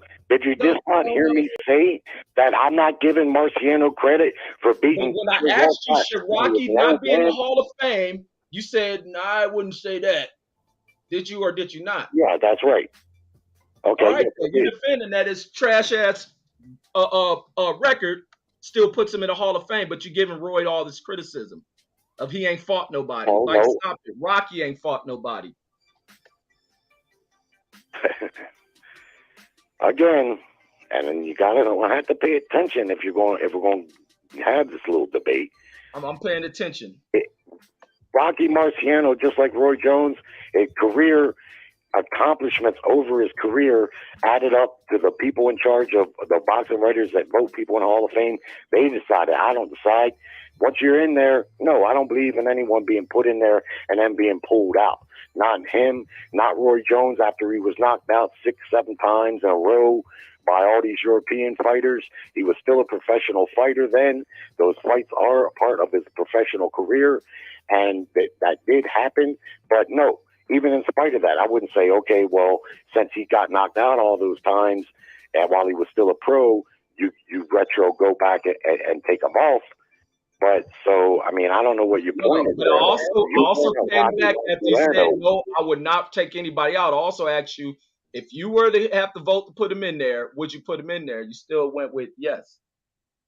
With a career like that and everything you define of a fighter. Roy Jones in there. You wouldn't put Roy in there? I would also put Roy Jones in there. Yeah. So you're saying you wouldn't put Roy in there? Especially before he started getting knocked out by everybody. If we were still judging him on the curve of a professional fighter actively fighting, and you add those knockouts, I don't know. Then it becomes a little more precarious. But I ain't going to hold it against him because he was well past his prime. He was damaged goods from going up in weight. And I'm going to tell you straight up, man, I'm a Roy Jones fan. Certain people can't handle any little bit of criticism about their favorite fighters. Rocky Marciano was before my time. I can't say he was ever my favorite fighter, but people want to point to Rocky Marciano as being some kind of god. To me, I've seen him for just what he was. He was a small heavyweight with a good punch. He had an undefeated record, but the biggest wins came against old guys. Plus, he fought several guys more than once. And back then, the competition field wasn't what it was fixing to be in the 70s, where the top 10 fighters were good. A lot of times those fighters were club fighters back then. Club fighters, on par with the club fighters Roy Jones fought. We get it. But you guys got to forget that there are listeners and there are other people on the panel, and you guys are just having like a personal conversation about Rocky Marciano, and nobody really wants to hear that shit. Checkmate master over here. Thank you for now you don't want to hear it, but yet you wanted to call back and go. No, Jerry, I did not want you to call back. Mark wanted you to call back. That wasn't her. That was Reggie. Okay, and whoever it was, and y'all got it off. Y'all got it off. Y'all got it off. That was 10 minutes. Y'all got it off. Yeah. Well, I hope we're clear on things. Yeah, you the just boss. Because you criticize somebody. Yeah. Well, just because you criticize somebody doesn't mean that you hate them. I'm not hating on Roy Jones. I know my opinion on him is not the popular opinion. I'm not saying Roy Jones isn't a Hall of Famer or that he wasn't a great athlete or fighter. What I'm saying simply is that light heavyweight resume is not good. Hey, look, I'm gonna set up a debate with you and Jerry, man. Y'all want to do this Roy Jones debate? Let's set it up. Let's just put it on the schedule. I want to see y'all arm wrestle. Let's set up the battle. I only want to arm wrestle you, Full Revolution. Oh shit! Never heard of it. I'm down for it. Oh shit, my heart. Oh Lord, Elizabeth, I'm coming. She shot me down, baby. All right, Jerry. Thanks for being a good sport, my brother. Let's set up that debate. You and Reggie. It'll be organized and structured. Like, you know, he ain't gonna cut you off. You ain't gonna cut him off, and y'all each have y'all rounds. Let's set it up. Battle. Y'all do your battle. All right, cool. It's gonna be a battle too. Hey, Reggie, you can get personal. Everything. Breaking Beats Battle League, nigga. Let's go. Yeah. And look, and the people who want to see that battle, they'll pull up and see that battle. You get what I'm saying? You got the singing battles going on. We got the Rocky Marciano debate battles going on. I want to see the arm wrestling, maybe a little beatboxing. Jerry said the white boys run boxing though too. Y'all let that slip right past you, Reggie. Like, pew. No, I heard his ass. I heard him say that shit. He started off with, some of my friends are black. Right? And I like and then he circles right around to Fury and Usyk. White boys are amazing, Reggie. They're running boxing. White boys can fight too, just like black boys can fight too. Tim Zoo's about to whoop Charlo's ass. I was like, oh shit, Jerry. I was like, Jerry, don't take the bait. He took the bait. But got him right where I want him. Man, some of y'all, man, I would love to see y'all do a battle, man. I would love to see y'all do a battle. I would like to see Reggie, HLD. I've already seen Brandon. Hey, look, Brandon. HLD lost earlier today. I see Megazord on his ass. It don't count. That's just an argument and over talking. That shit don't count. I'm talking about when there's some structure to it, where you can't just cut people off to make your point. Nah, you got to let him talk and you got to rebut what he's saying. Make your point. Challenge. Yeah, make a damn challenge, man. Shit, but like Sir Senior and Brandon Washington. Remember Brandon smoked Sir Boots 3-0. 3-0. Sir's still mad about that shit. I ain't seen him lately. Man, you ask him. He probably listen. I don't want to say nothing. Don't say it, Mark. I think he's still mad. Fuck it. I think it's still bad. You gonna wake him up. But when we did that other conversation the next time I went live about that man, this real shit, I was like, damn, why is he so on edge? Oh, then it connected the dots. I was like, last time he was here, he lost that battle. So that nigga was like, nah. That nigga was just extra assertive. Let me talk. Funny, man. That nigga, I was like, where this nigga get this voice from? That nigga was like, where's Sir C? You go get his chance to talk. I was like, go ahead, nigga. Go ahead, get your bars off. Fuck it. But that nigga was going in, sir. That nigga was going in. He said, now you cut me off. Now is that a woman not letting a man talk? Or is that man not letting a woman talk? She was like, are we talking about the situation or me personally? Both of them, bitch. I was like, whoa. I was like, hey, we're going to break, nigga. Like, I'm like, this show. I'm joking. He didn't say that. But that nigga voice was different. That nigga Source was talking like this. I was like, this nigga was like DMX out of nowhere. Like MC Do Dirty. Yeah. It was all love though. Sir saying if you watching the episode, it's all love, man. And I'm not talking bad about him. It's still on the internet. You can Google it. It's on the backup channel right now. But that's what I need to do. I need to make that shit a clip and put that whole battle up. And his reaction after he lost. But earlier, who was the HLD and who was going at it? That was Megazord. Oh my God. I was like, ooh, let me click off and do my hair or something because that one got too bad though. They start calling each other bitches and cunts. Bitches and pussy assholes and cunt coochie niggas and okay. Man, that shit was wild. That should be dying, man. That should be funny to me. And Reggie be egging it on. He be like, I wasn't expecting that shit from Megazord. You know, he always be controlled. You know, he used to deal with Brandon going over crazy shit. Yeah, Reggie was like, let's go, turn up. I was like, no, turn up. He said, you need to listen, man. I ain't got to listen to shit you say, Holmes. I was like, yeah. Hey, look, I can almost picture HLD pulling out the blade. You know what I'm saying? The fulero, Holmes. He on this Latin King shit. Yeah, it's all love, man. I got love for everybody, man. Shit, it's all entertainment, man. Hey, did y'all do that Robeisy's Dogboe, what you think of them scorecards, man? Them shit. That fight was way closer than that, Reggie. It was closer than that. I thought he still lost. I thought he still lost, but to only say the dude won one round or 2 rounds out of the whole 12, I thought he did way better than that. Yeah, that's what I thought. I didn't see that much from Robeisy in this fight. And I thought it was bull. Did they take that knockdown back? I didn't even hear ESPN follow up with what they was trying to review with the knockdown replay and shit. No, I don't think they took it back. That's the reason why he was bitching about it at the end of the fight. Oh, he was really tripping because I've seen people writing he was going on one and shit. But I thought that the judges were like fucked up. But it was like, in my opinion, I think Dogboe let certain posturing intimidate him. I think he paid too much into what was probably being told to him about Robeisy's, but I think he should have went after Robeisy's a little bit more. But I think he was definitely a little timid in that fucking fight. Yeah, he was swinging too wide and too wild, and his footing was off, his balance was off. So I don't know if that was the case, what you're talking about. I just think I don't know, he just wasn't ready. He ain't ready for that step up. And it showed tonight. I think he wanted, Jerry. I mean, Reggie, I think we got a battle. Well, fuck it, let's battle now. Shit. I don't need all that practice and shit. I don't know if you're ready to battle right now. But Full Revolution, like, no, these motherfuckers ain't about to hog this shit up. No, I'm done talking about it. Now we'll set the shit up. We'll set it up for when we set it up for this week.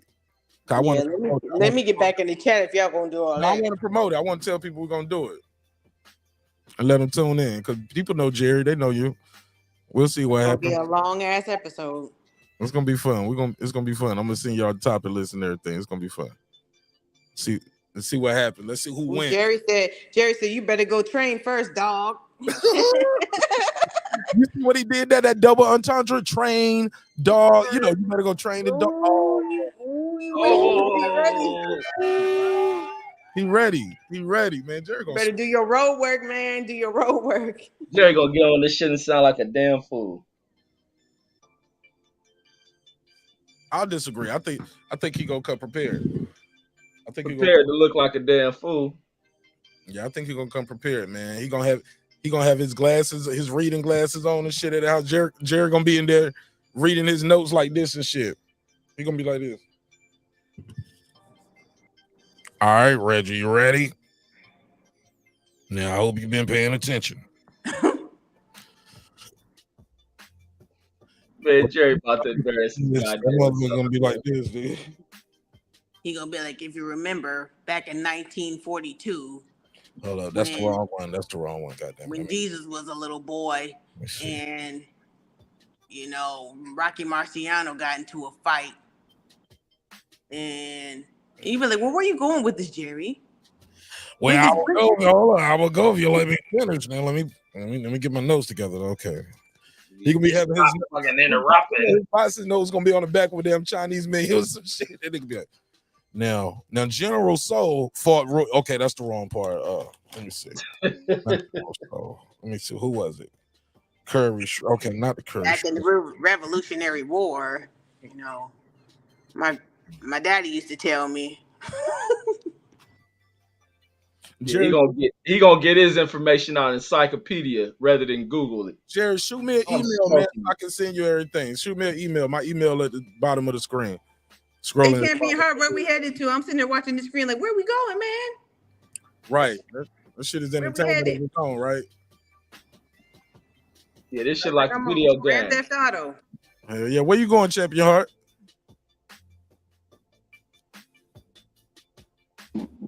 I'm on my way to Canton, Ohio. Oh shit. Oh, where you at now? I'm in outside of Little Rock, Arkansas. I didn't leave till a couple of hours from. I just left out not too long ago. I should have been gone, but I've been jacking around all day. What? Jacking around. Yeah, messing around. I've been messing around all day. Oh, okay. I'm trying to tell us to fuck with them lot lizards. Walking around sound like he was by himself. Yeah, I think that's too much information, man. No, for the truckers, they be dealing with them little lizards. I had a lot of stuff to do at the house today, man. So I was doing that. Then I had to take care of some stuff with my father. Oh, you wasn't taking care of them With your lot lizards. bottom? No. You had to take care of some stuff with your bottom? My father. Oh, okay, my bad. Son, on one all day. She told me I need to get me a purse like Tank Davis because I be losing my keys and shit. It's like, maybe you should get a purse. Yeah. I was like, hey, look, she said that before she even said hello, peace to the pet channel. She didn't even show the host no respect. That was her good morning to me. That was like good morning. Just like imagine just walking into work today and you see Food Revolution. And she's like, I was like, man, yeah, man. She just walk in on somebody else's conversation talking about, man, I be losing my keys and wallet, man. I got my little AirPod shit on it. That should be working. Why don't you just get you a purse? I don't never lose my shit. I got a purse. Get one like Tank Davis. All right, Foodie. I'm gonna get you the clappers. Oh, I got a clap for you. I got a clap for you, Foodie. Now, here you go. I would never do that in real life. That's for entertainment purposes only. But in this climate, I can't even do that joke right here. This is a lady, man. I think that joke is only funny for dudes. My bad, Food. I can't. My son was talking to me. I didn't hear you.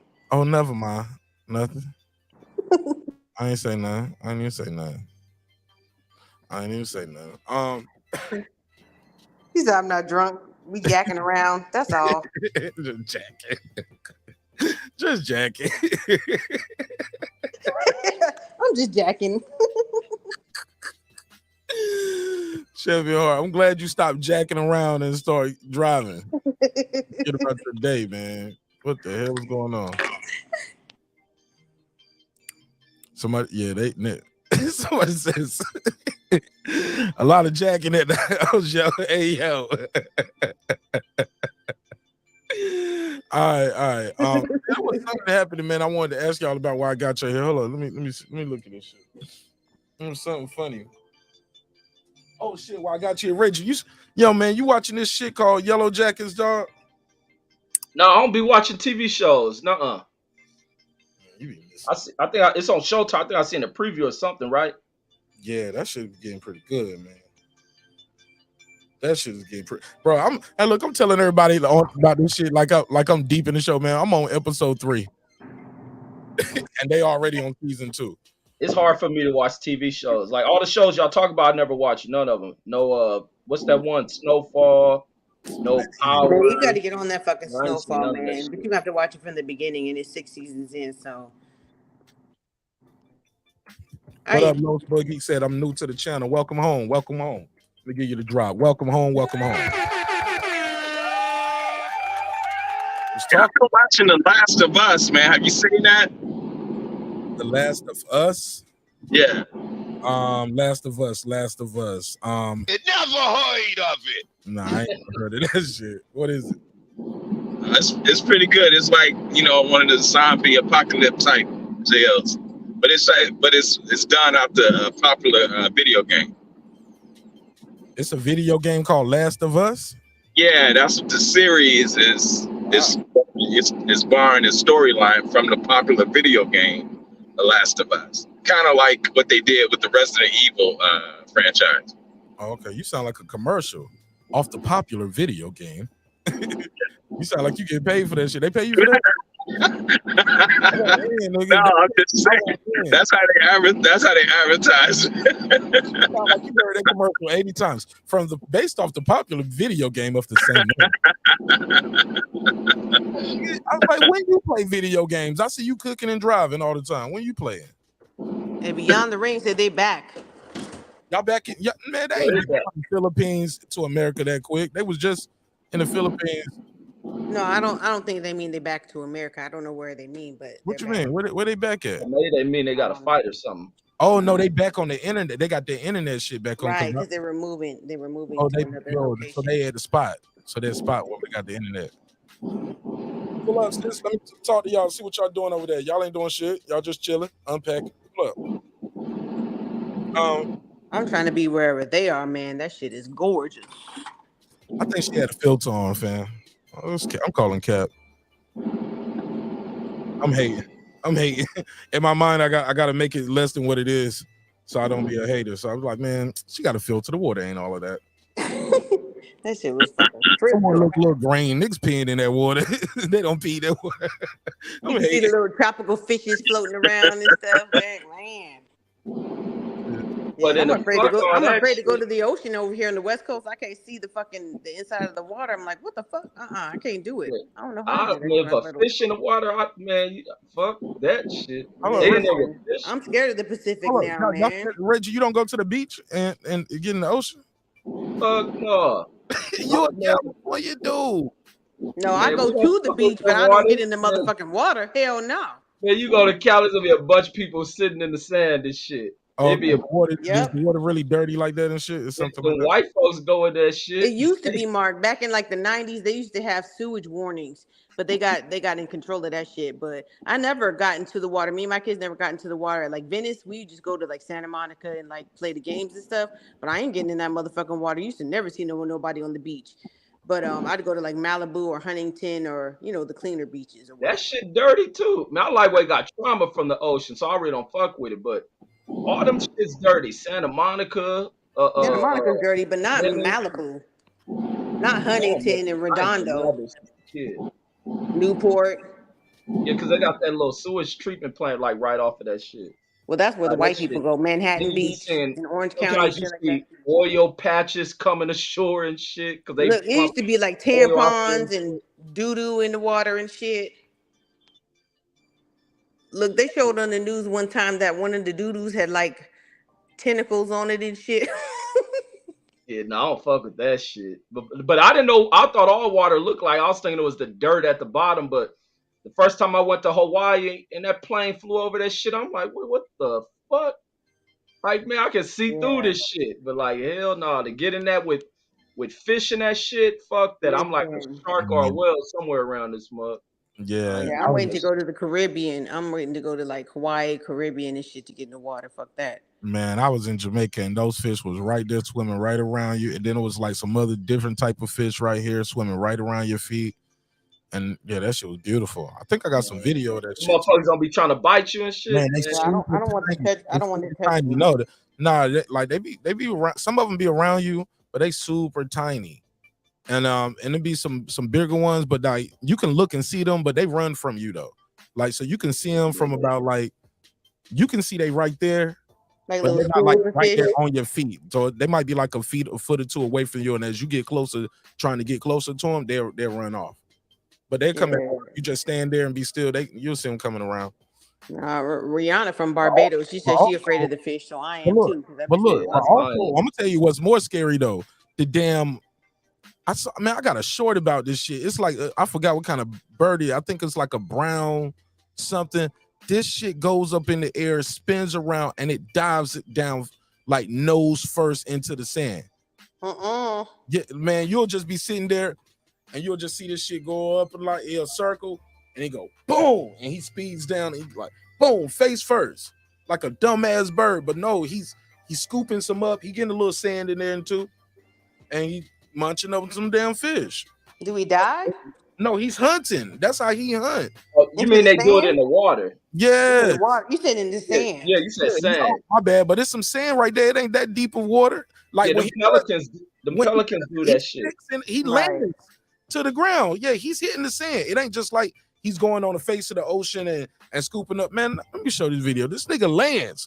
Yeah, pelicans do that shit. You see him if you look off like Long Beach and all them beaches. Them pelicans are over that shit. That's the other thing. That's the other thing, Mark, is like I don't fuck with the beach because of them seagulls, man. Them seagulls will take over your whole picnic and everything. Be fucking walking around, trying to look at your baby and shit. I'm like, hell no.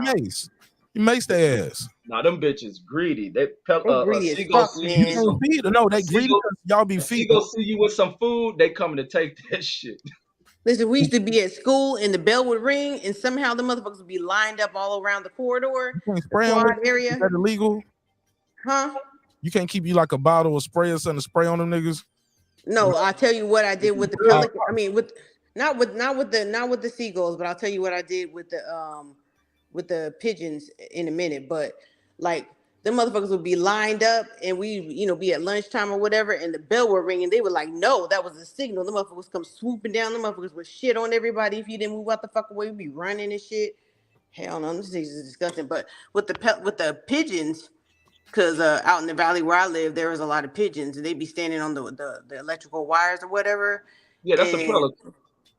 No, not a pelican. You said pelican? Mark showing on TV. On the screen. Watch this loop. Watch how he does it. He gonna spin around, boom, and he just dives straight into the damn sand right there.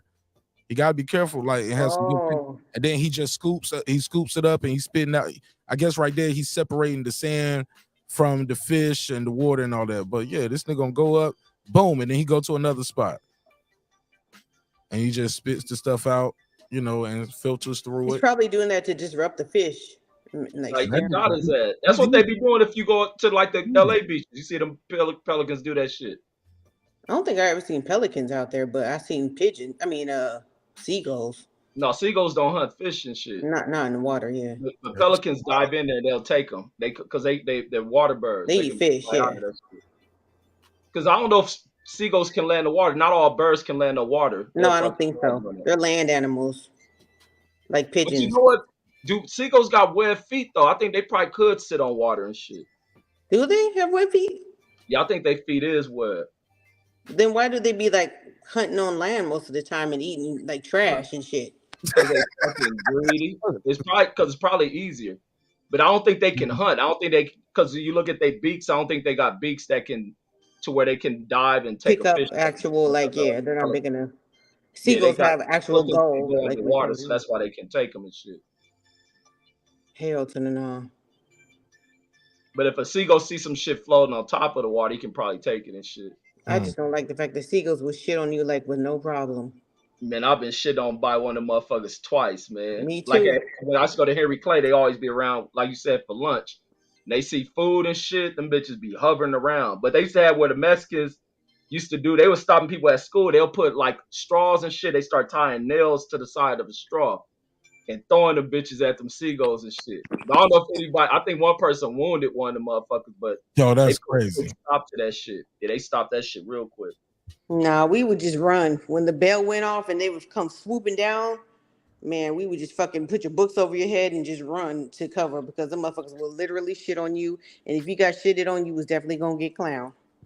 Yeah, no, I remember I had a Charlotte Hornets, what is the shit? Them shits, the pullovers we used to wear in the 90s. Oh, that starter jacket, yeah. Starter jackets, exactly, yeah. And I was sitting there on the basketball court and then talking shit to this dude, and just out of nowhere, this motherfucker came and shit in my motherfucking braids, and that was the worst. Oh my god! They dropped that old nasty white looking shit. Yep. And I didn't even know that he did it, but I just like felt a little bit of wetness. Revolution! Don't tell nobody that you got the bird shitted. Like what are the odds? Braids. Out of all, just randomly. You bird shit head ass girl, you can't never disrespect me again. I ain't gonna never let you forget that. You bird shit head. Everybody didn't got shitted on. No, they don't. Listen, you don't move out the way them. You don't move out the way them birds, and I think they do that shit on purpose too. Like I learned my lesson after that shit. Literally. Food Revolution, please tell me you joking about it. That motherfucker came out of nowhere and just it all. How did you go? Like, so you just go to the classroom? I mean, go to the bathroom and just wipe it off? Did anybody see you? Did anybody? Yeah, it was my homegirl and that nigga who we was arguing. So of course I got clowned for that shit. Oh, that's God letting you know to shut the fuck up. We was friends afterwards, though. It was like banter. Yeah, because we probably all felt bad for the bird shit head girl. And they told I got clowned for weeks for that shit. So what? I got clowned for weeks for that shit by that nigga though. But thank God it was just me, my homegirl, and him. And this at school? At school, yeah, in the basketball court. Nobody else smells that, like when y'all go back in, like. Ain't no smell to no bird. Well, first of all, it don't smell. And then I got rid of it. I never had it that close to me. Hold on, Reggie. Reggie sound like he got shitted on too. He was like, I told you I've been shit on twice by a seagull. Y'all some LA shit ass niggas. California shit. Y'all don't got birds? Or y'all ain't got shit like we do. Man, I ain't got no birds. Man, I've seen birds before, but come on, man. Y'all some shitheads about that. You must have never seen a seagull. Yeah, man, the bird shitted on me before too. Oh, no. See? Yeah, them birds ain't no joke, man. Yeah. You don't even know the motherfuckers is in the air, and all of a sudden you just feel something wet. You're like, what the fuck? Oh no! Well, you know what's worse is pigeons. Like I ain't never been shit on by pigeons, but when they got them nests above shit, man, pigeons go on a shit fest, man. They will fuck a car up parked under them. That's the story I was gonna tell about the pigeons. My mother-in-law, like we used to have them. Like I used to live right next to like a Carl's Jr. and the motherfuckers would just be out there in the parking lot, all on the electrical wires and shit, shitting on people's cars, fucking up your paint and shit. So I was like, I'm tired of these motherfuckers. And this stupid ass white, I don't mean sound racist, white man, he used to fucking feed them bird seed, so they were used to getting seed from humans. So she's like, mix some decon in there with it. So I went out there and mixed some decon with them, and them motherfuckers, we didn't see no more of the motherfuckers. It was like 1,000 of them, and they was just gone. Dead. That or Alka-Seltzer. Hey, I was just about to say that because people used to say that shit'll blow them up. I don't know how true that shit is. Yep. They really do blow up from it. Alka-Seltzer, I heard about that shit too. Yeah, them LA had bird issue because we got all these different species, but nothing worse than a seagull. Cause them bitches flying big ass packs and shit. Yeah, somebody was that y'all just y'all just said they like a gang, man. They can just come up and take your shit. Yep. Yeah, they'll dive at the you. Motherfuckers will be lined up all the way around the corridors. Like all of the buildings in my school, they had the major buildings where all the classrooms and the library were, and we had a quad area, which is just an open area where everybody would walk around and pass the classes and eat their lunch and play dominoes and all that kind of shit. And then as soon as the bell would go off, the motherfuckers would just swoop down. They'd be all lined up all the way around. All of a sudden, they just swoop down and try to get whatever was left of the food and shit. And they will fuck your ass up if you wasn't careful. And then they got that annoying ass little. They be doing they know it. They loud and annoying as fuck. Yeah. Yo, and then they be flapping their wings and little whatever shit be coming out and shit. Like, ugh. Yeah, they wings big. They probably got like 3 or 4 foot wings. I seen ducks like that. I seen some ducks like that where you try to feed the duck, and man, they are aggressive as they coming to you. They be hissing and shit. No, what's more aggressive is fucking geese. Geese, man. We have geese about my job on them the motherfuckers are aggressive as fuck. And it'll make you drop all the snacks and shit and just go get back in the car. Like, man, y'all taking all the fun out of this shit. Geese will attack your ass. You gotta the VA, you gotta throw that shit. You can't just be like just giving it to them little right here because they're gonna be on you too close. You gotta be throwing that shit out there away from you. No, because the thing is, you don't even know if they have a nest anywhere near. And they'll have a nest and they're trying to protect you. You don't even know you walking right by that nest. Be fighting over that molded bread I be throwing to them. Nah, them niggas just mean. They territorial as fuck. Fuck, man. They real mean. They're big as hell. They like tall as me. I'm like, fuck that shit. If I see one of them walking around, I just walk the other way. Hell no, I ain't about to get into it with it. I took care of a dude. He was 6'6", and he got fucked up by a goose, man. Yeah, they fearless. They'll lose their life over protecting whatever they protecting. They fly up in the air and kick you and peck you and all that shit. The cat don't fuck with no geese. The motherfuckers mean. And possums. We got possums out here too. Yeah, LA got a lot of shit. But Florida like the only place that rival LA with strange shit. But I don't think they got shit like seagulls and shit. Well, shit, I fuck with a seagull over a gator any day. Yeah, them seagulls are the motherfucker, man. Hey, yo, this is random. Yo, did y'all see Usher play the April Fool's prank on the people at his concert? Nuh-uh. This shit funny as hell. Let me show you something. He ain't shit for this. Hold on, let me see. Oh, wait, today was April 1st. I'm trying to see him in Vegas, too. Yeah, I forgot about it was April 1st, too. That shit fire, man. You should go, man. We went to it in October. That shit was dope. Watch it. You know, I don't know if you guys listened to some of the interviews that I did before we decided to do this show, but as promised, I said I would have a special surprise for you tonight, ladies and gentlemen.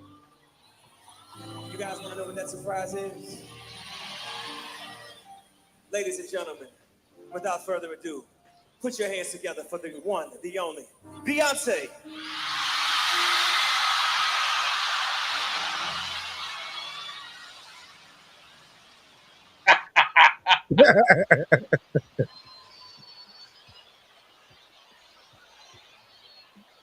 Nigga fucked up. We hear the crowd like, oh my God, it's Beyonce.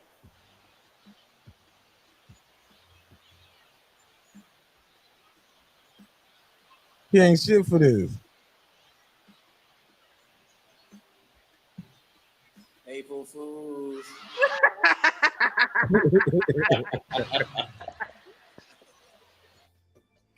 That's fucked up, man. Because I would have been hype at the concert. I'd be like, what?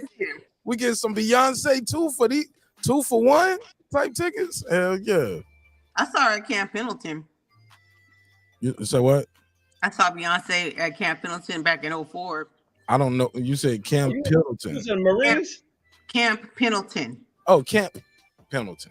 Oh, you was in Marines? Oceanside. No, my sister's husband is a Marine. My brother-in-law. He's over there in Riyadh right now.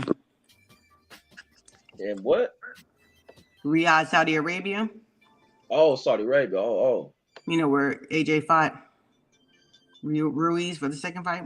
Reggie act like he's such an international geographical traveling ass nigga. He's like, huh? Where? Who?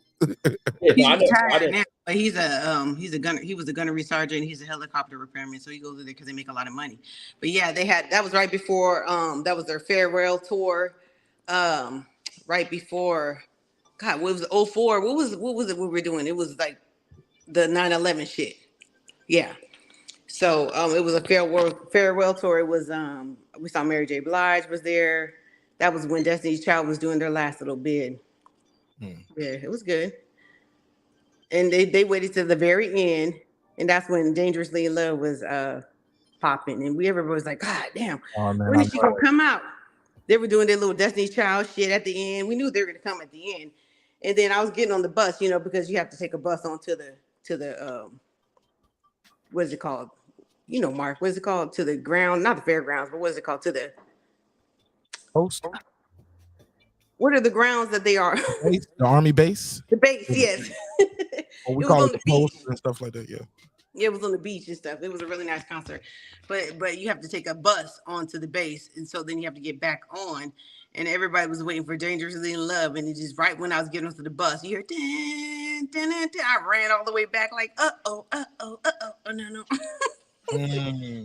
Such a fucking groupie back then, but it was good. Like she one thing she don't have fast when she perform and shit. That's a motherfucking hellified performer, man. She is a hellified performer, and she's a Virgo like me. A September. One of the best, man. I'm sorry, yo. Yeah, that bitch does her motherfucking thing. You can hate on her. I'm not a huge fan of her or nothing, but she, she's got great consistency. Let me go grab something. I'll be right back. Go ahead. Yeah, she outworks everybody. Period. Ain't nobody gonna outwork Beyonce. Yeah, so, I give her that shit, man. I may not like the Destiny Child shit, but I respect true talent when I see that shit. Yeah. That bitch work her ass off. That's Virgos, man. We work our ass off. What you don't have in talent, you're gonna make up in working hard. You're gonna outwork everybody just tirelessly. So I respect her. She done her thing. She ain't gotta do nothing else. Yeah, no doubt. Ain't she coming back with some new shit? Or she announced that was she at the Super Bowl? When did she announce she was doing some shit? No, that was Rihanna at the Super Bowl. Oh, then Beyonce, I know everybody's talking about trying to get tickets. I remember it was all them jokes. I think she's on tour with that last album she did, but that's a gay boy album. That's not a real pop or R&B album. Oh, that's supposed to be that Afrobeat shit, right? It's not even Afrobeats. It's fucking club, gay boy beats. But that Afrobeat shit is kind of gay shit too. I like Afrobeats. What you talking about? Man, I was seeing when that shit was becoming popular, and they were showing people going to like little festivals. Man, that shit is gay as shit. Nah, that shit is not gay for sure. Man, there would be no reggae if it weren't for Afrobeats. So, man, I was seeing that shit. Unless they change it up. Remember how people change up what the Harlem Shake shit was? It's what maybe that was different. That was weird how they did that shit. Yeah, but no, like Afrobeats is like Tim's and I can't remember that motherfucker's name. I can never remember his name, but he's been around for a long time with the Essence. That song that was a real big hit last year. That shit was hard. I don't need no other body. Yeah, that's not gay. That's love music. Oh, you got vocals, Full Revolution? No. I was trying to remember the lyrics to that song. That shit was hard. Everybody loved that shit. I was at a motherfucking E40, Too Short, Snoop Dogg, and Ice Cube concert that what was it? Westward? Not Westward, but the group that they formed. Oh. I know what you're talking about. Yeah. And they put that Essence on, and man, all the women went crazy. But it was a really good concert. It was at the Toyota Center out there in Ontario. It was packed. But yeah, that's not gay. That shit is, it's funny because men used to always sing about love back in the day. And now all of a sudden a man sing about love and they're gay. I don't get it. No, I'm an R&B head like a motherfucker. I'm an R&B head. Well, Afrobeat is very much R&B influenced. Well, unless I'm looking at some other shit, but I thought off that last Beyonce shit was Afrobeat shit. No, that was club. That was techno, like club. Yeah, but I thought they called that Afrobeat. And when I started looking, when I remember, like I was saying, when Afrobeats was, I started hearing about it becoming a thing. But they showed them festivals, everybody dressed yeah, that's what it is. Thank you. People be dressed like where it's like a black EDM type shit. And I like fools look fruity as shit. Yeah, that's the EDM. That's not Afrobeats. It's not the same. It's like techno. So what's the black techno thing of EDM then? I don't know what the black techno is. I think they was calling that shit Afrobeats. I don't know, because over there in the UK they got like trap music, and that's different than our trap music. It's like more techno-ish. So when I heard the whole album, because I gave it a listen, because her last album in 2017, the whole Lemonade, that shit was good. I haven't listened to a Beyonce album since her first album, and that shit was good. So I'm like, okay, let me give this a listen. And that shit was just straight gay boy club music, upbeat techno, like we used to listen to in the early 90s type of shit. Robin S type of shit.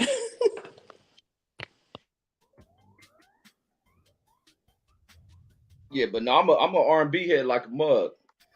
Well, I don't got nothing against the what's that shit called? Love music. I love love music.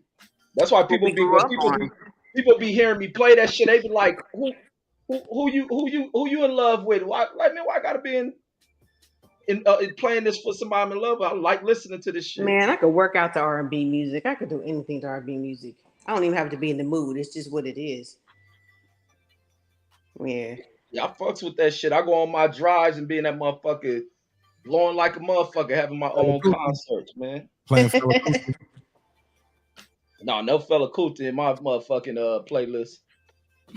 Son, that nigga still don't come around, man. Like, that's why I was like, man, we gotta be careful with these debates, man, because I barely see the fight doctor, man. He used to come around a lot, man. Him and Reggie went at it that one time.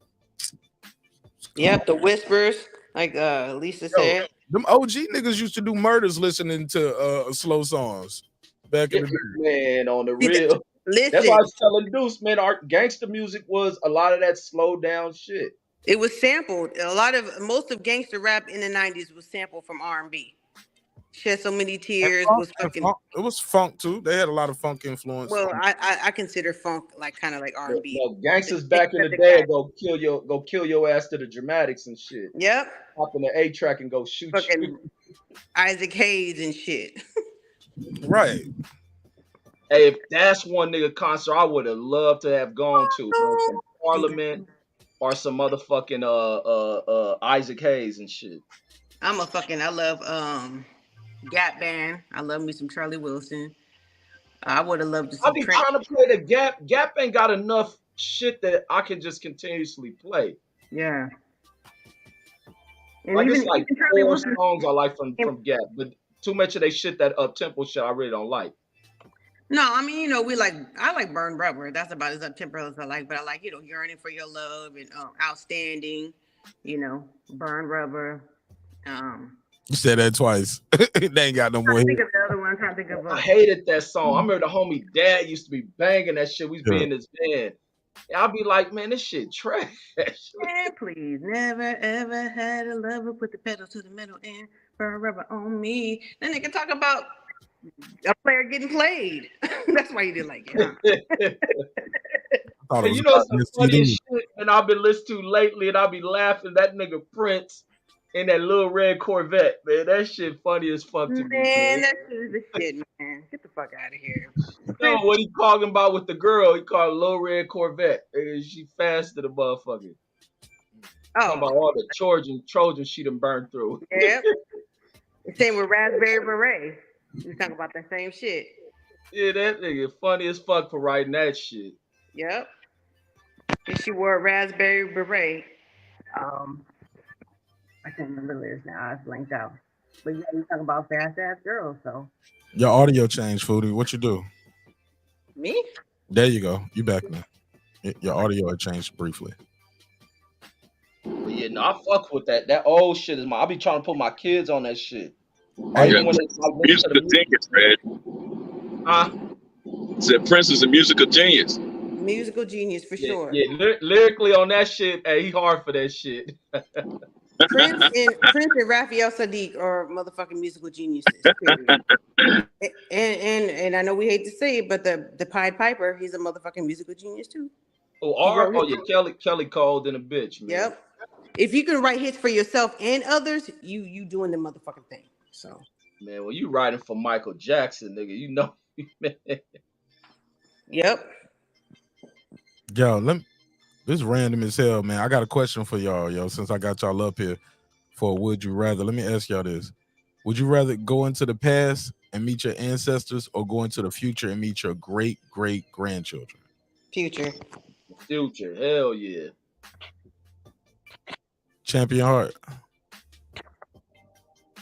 You said go to the past and meet the ancestors or the future. Is that what you said? Or go to the future and meet your great-great-grandchildren.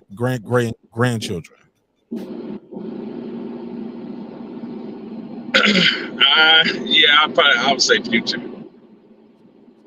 Okay. Y'all say yeah. I think niggas just scared of time travel too. Like nigga, I ain't No, as far as my ancestors are concerned, like as far as my ancestors are concerned, I am their future. So why do I need to go to the past? I want to. You might want to meet your great-great-grandfather probably working a plantation and shit. Like fuck that. Man, you ain't gotta meet him on the plantation. Y'all could go out to lunch when he have a break. Fuck that. If I go to the past, since I'm from LA, I'm like, fuck it. We Crips, we taking over this shit. I ain't going back. Jump this I'm gonna nigga. change my future like Tenet or something. All right. I'll be in the past, be like, you won't let that white motherfucker talk to you like that? Exactly. Fuck that. We that walk shit. around with rags, nigga. So I'm gonna slap him for you, and I'm going back to the future. I'm gonna change your life. Here goes some spray cans. We gonna write Crip all over the wall. Fuck this shit, nigga. I'm like, who the fuck you gonna hang? I'm gonna hang your motherfucking ass. Try it, shit. Yo, if I give you a remote control for your life, and you only get one button on it, it's gonna be a rewind button or a pause button. Which one would you want? I don't want no rewinds. So I guess it would be a pause, but I don't really want no pause either. Shit. Shit, you can pause. If I had it pause, run into the bank, steal a bunch of cash, unrelease that shit. Yep. Go broke, get back rich. Hey, look. Would you rather? Go ahead, Champion Heart. Would you? Which one would you rather do? A pause. Have a pause button on your life or a rewind button? Rewind. Tell me why. Just what I know now. You know, certain things that I know now had I known then, I would do over. So yeah, rewind.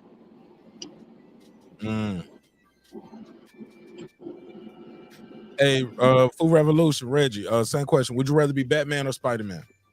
Batman. Tell me why. Batman is harder, man. That nigga's rich. He drive a badass car. He don't need no special effects. He don't need to be able to climb windows or fly or none of the other shit. He's still bad as fuck. So, and he always wins. Go ahead, Reggie. Would you rather be Batman or Spider-Man? Damn, Food Revolution came with some cold shit. Man, I'd rather be baller. He got bitches. The power.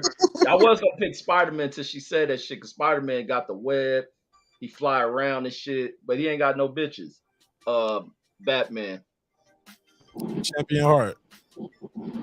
I mean, I would, you know, as a kid, I related more to Spider-Man, so I would say Spider-Man. Man, give me my red suit, man. I'm gonna spin this web on y'all niggas. I'm gonna be Spider-Man. Batman ain't got no power. He's a rich dude looking for adventure, dog. Like, I don't like spiders. But Spider-Man only fought buster ass people. Batman was fighting like real powerful niggas and beating. Yeah, he was a G-man. That nigga was real smooth. superpowers though. No, Spider-Man has cold villains. Yeah, man. He has some cold villains. But yeah. Yeah. Who had the tougher villains? Batman. He had the Joker. Spider-Man, because he didn't just have the Penguin. Look, Batman. Technically, bro, I didn't even think about this till now. Batman is not good for mental health. Everybody he fought was crazy people, and he put them in an asylum. That's all he did. That's what we need to do nowadays, though, Mark. Villains were crazy motherfuckers. At the end of the day, they was deformed people. They was crazy people. Catwoman, she was a victim of rape, and the cats licked on. It's not her fault. The Penguin, it ain't his fault. He was born like that. Two-Face was in an accident. Like, all his villains had traumatic things happen to them. They were suffering through PTSD, and they all ended up fucking with Batman and Gotham City and got their ass locked up in Arkham Mental Health Hospital. Yeah, well, same with fucking Spider-Man. Those villains is crazy people. Y'all didn't even catch that shit till I broke it down. That's some facts right there. Yeah, that's exactly what the world needs today. Somebody going around and killing all these crazy people before they can kill all these kids in the schools and shit. Because the government ain't putting no boundaries on them. Somebody need to do it. Shit, a vigilante. And the Smurfs were racist since we opened them. Let me keep you real. The Smurfs? Smurfs was racist. Look at them hats. You said Smurfs was racist? Smurfs was racist. Look at them hats. They look like playing hats. The leader wore a red hat. They wanted a pure race, all true blue. The girl had the blonde hair. And look, and they were racist. Oh, look, and they were drug addicts too. The Smurfs, you know what their favorite song was? La la la la la la la. They were smoking weed. That was Smurfberry juice. Deep on y'all tonight. I think they was drunk. Nigga, when the Smurfs came on, we went in the house, nigga. The Smurfs was my shit. Hell yeah, and then the cereal came out. The cereal wasn't that good, but yeah, we can be playing football, nigga. That game ended, nigga. Big Smurfs man. Nah, nigga. Happy Smurf, Grumpy Smurf, Papa that shit Smurf. Come on. That shit come on USA. Rainy Smurf. Gargamel. Hold on, this is a good one right Israel. here. This is a good one. This is a good one. Would you rather be able to talk with animals or speak all foreign languages? Speak all foreign languages. I don't give a fuck what my dog got to say. Go ahead, Reggie. Man, that's a tough one. I want to know what a lion's saying if I'm in the jungle. He like, nigga, nah, but you know the move. Hey, look, he gonna see you, Reggie. You already know he gonna say yum. Yeah. Exactly. Yeah, I want foreign language because I'd rather deal with humans than. Yeah, I'm with his kidneys or his liver. Yeah, because nothing worse than you around people that speak foreign language and they get to laughing at some shit to be able to understand that shit. Exactly. And they be like, oh, it's nothing. We're not talking about you. I know exactly that's what the fuck you doing because you just said that's what you're not doing. Lying ass. I need to know. I want to speak Tagalog, Farsi, Hebrew, Spanish. Okay. You can monetize that too. I ain't mad at that. Go ahead. Foreign people always laughing at shit. Be like, motherfucker talking, but then they be talking to themselves and shit. Hey, Champion Heart, I'm gonna throw a curveball at you for this one. Matter of fact, go ahead, answer that one. You can answer that one too. Be able to talk to animals or speak all foreign languages. Yeah, foreign languages for the very reason that Reggie said. I got a homeboy that speaks Spanish, and he was in a shop, and a couple of girls was in there. They was talking about his meat, and they didn't know he spoke Spanish, and he was like, "I don't get any complaints." And you just saw the look on their face, man. Hey, look, That's dope. That's dope. Troy said he can make money speaking foreign languages. I get you, Troy, but you will be the only person in the world that can speak to animals. Oh yeah, man, that would be. Matter of fact, fuck that. The government might take you and kill you. They be like, how you do that shit? Let's pick his brain apart. Versus, okay, know all foreign languages. They'll just think you're super smart, but yeah, they might want to. That's kind of true. Now we got our phones, and all you got to do is turn the translator on in your pocket, and people don't know you can understand what they're saying. Okay, fair enough. I don't want to do all that shit. All right, here we go. Let's go to this one. What's worse? Nobody showing up at your wedding or nobody showing up at your funeral? Fuck the funeral. That's fucked up. Nobody shows up. I think it is funeral because that just shows like you didn't make an impact on the world at all, not even your family and children and shit. Like that's right. It'd be probably motherfuckers you done did a lot of shit for. Like that's really where you see how people gonna pay your honor. Like that funeral shit'd be, man. I'll rise up out that grave, man. God, give me just one more quick burst of this heart, man. The bitch, let me change that fucking will. Shit. Yeah, I'm showing up to niggas' houses, nigga. Like Lupe when he dug himself out the grave, nigga. I'm coming to niggas' houses. Fuck that shit. I'd repo everything I gave to everybody. Like, get the fuck out of here. I'm a scared nigga so bad they fuck around and die. You about to have a heart attack, nigga. Snap your heart. What about you? Nobody showing at your wedding or nobody showed up for your funeral? Yeah, funeral for the same reason that wedding, but because for the funeral, you would definitely want to show up at the funeral just for the same reason that Foodie said, because you know what, man, I actually think about that right now with what my mom is going through. The way she has talked to people her whole life, and now here she is sickly, and it's like nobody cares. Like, can't call anybody to help her out, man, because the way she talked to people her whole life. But look, I ain't trying to be rude, and I ain't talking about you per se, but I'm saying in general, y'all, Food Revolution, Reggie, y'all won't know if they didn't show up at your funeral. You dead, man. You got a spirit. Your spirit don't see that shit. That's true.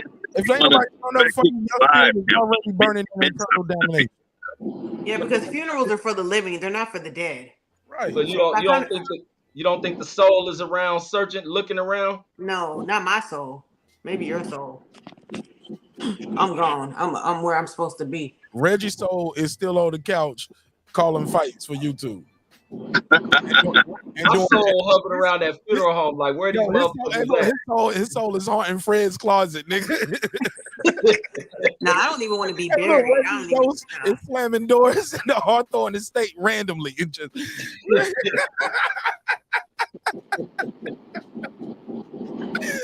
that was funny. That's like a callback joke from Reggie's show. If you know, you know. That was funny. Here we go. Troy Graham. You buried alive or burnt alive? I would prefer neither, but I would take the burnt alive. So being buried alive is worse, is what you're saying? Yeah, because you feel everything. Buried alive is slow and you know you're gonna die, but at least you're not in all that pain. Damn. Yeah, I'd rather be burned alive because you're gonna die from smoke inhalation before you ever really feel it. No, you not. Yes, you are. All that shit. I said burnt alive. I didn't say just in a burning house. There's no way for you to be able to be burned alive without inhaling the smoke. You're gonna die. That's false. Food revolution. Let's say somebody just poured gasoline all over you and set you on fire. You're gonna feel that, and your body's gonna go into shock. Like, yeah, you're gonna go into shock, and you're gonna be there, but you're gonna be in a excruciating pain, being burnt alive. And then your body's but not for long though, because like you said, you're gonna go into shock, and your brain, your mind's gonna cut off. Oh man, you in a whole bunch of pain for your mind to shut off like that. When you're in that kind of trauma, you shut off. That's how people pass out. Yeah, but you you feeling that trauma until you do that. That's not very long though. That's how much pain you got to go. But if you're buried alive, you don't know when you're gonna die. You don't know when you're gonna stop breathing. That shit gonna go. But people don't die right away when they burn to this shit. You screaming, rolling, then you end up in the hospital. They trying to save you, and maybe you die after that. Yeah, but you burned alive. If you're lucky. If you're lucky, but you if burned somebody alive. puts the flames out faster. But if you're buried alive, talk about the alternative. Y'all trying to change it. Y'all trying No, to if you're buried alive, man, you don't know when the last breath is gonna be. You still, Hey, look, that pressure, that dirt going on top of you gonna crush your lungs and all that shit. it's not gonna crush your lungs. You gonna still All be able that to breathe pressure, the dirt, and you buried alive. Well, I ain't say how deep the hole was neither though. Yeah, you're right. You are gonna lose your breath though. That shit gonna happen. That shit gonna probably happen in a couple minutes. How long can you hold your breath? That shit, you're gonna be dead in a few minutes. No, you could pass out and then they dig you up and you're still alive. Fair enough. Nah, you know, it ain't no they digging you up. You buried alive. Well, it depends on how deep, like you said, because you can pass out and then wake But up. once your brain shut down, yeah, your brain gonna shut down. You ain't got brain no shuts down much you are later. buried alive. You can't change your food revolution. Nah, I do not like suffocation shit. I don't want to be suffocated. Hey, would you rather work more hours per day or fewer days per week? Fewer days per week.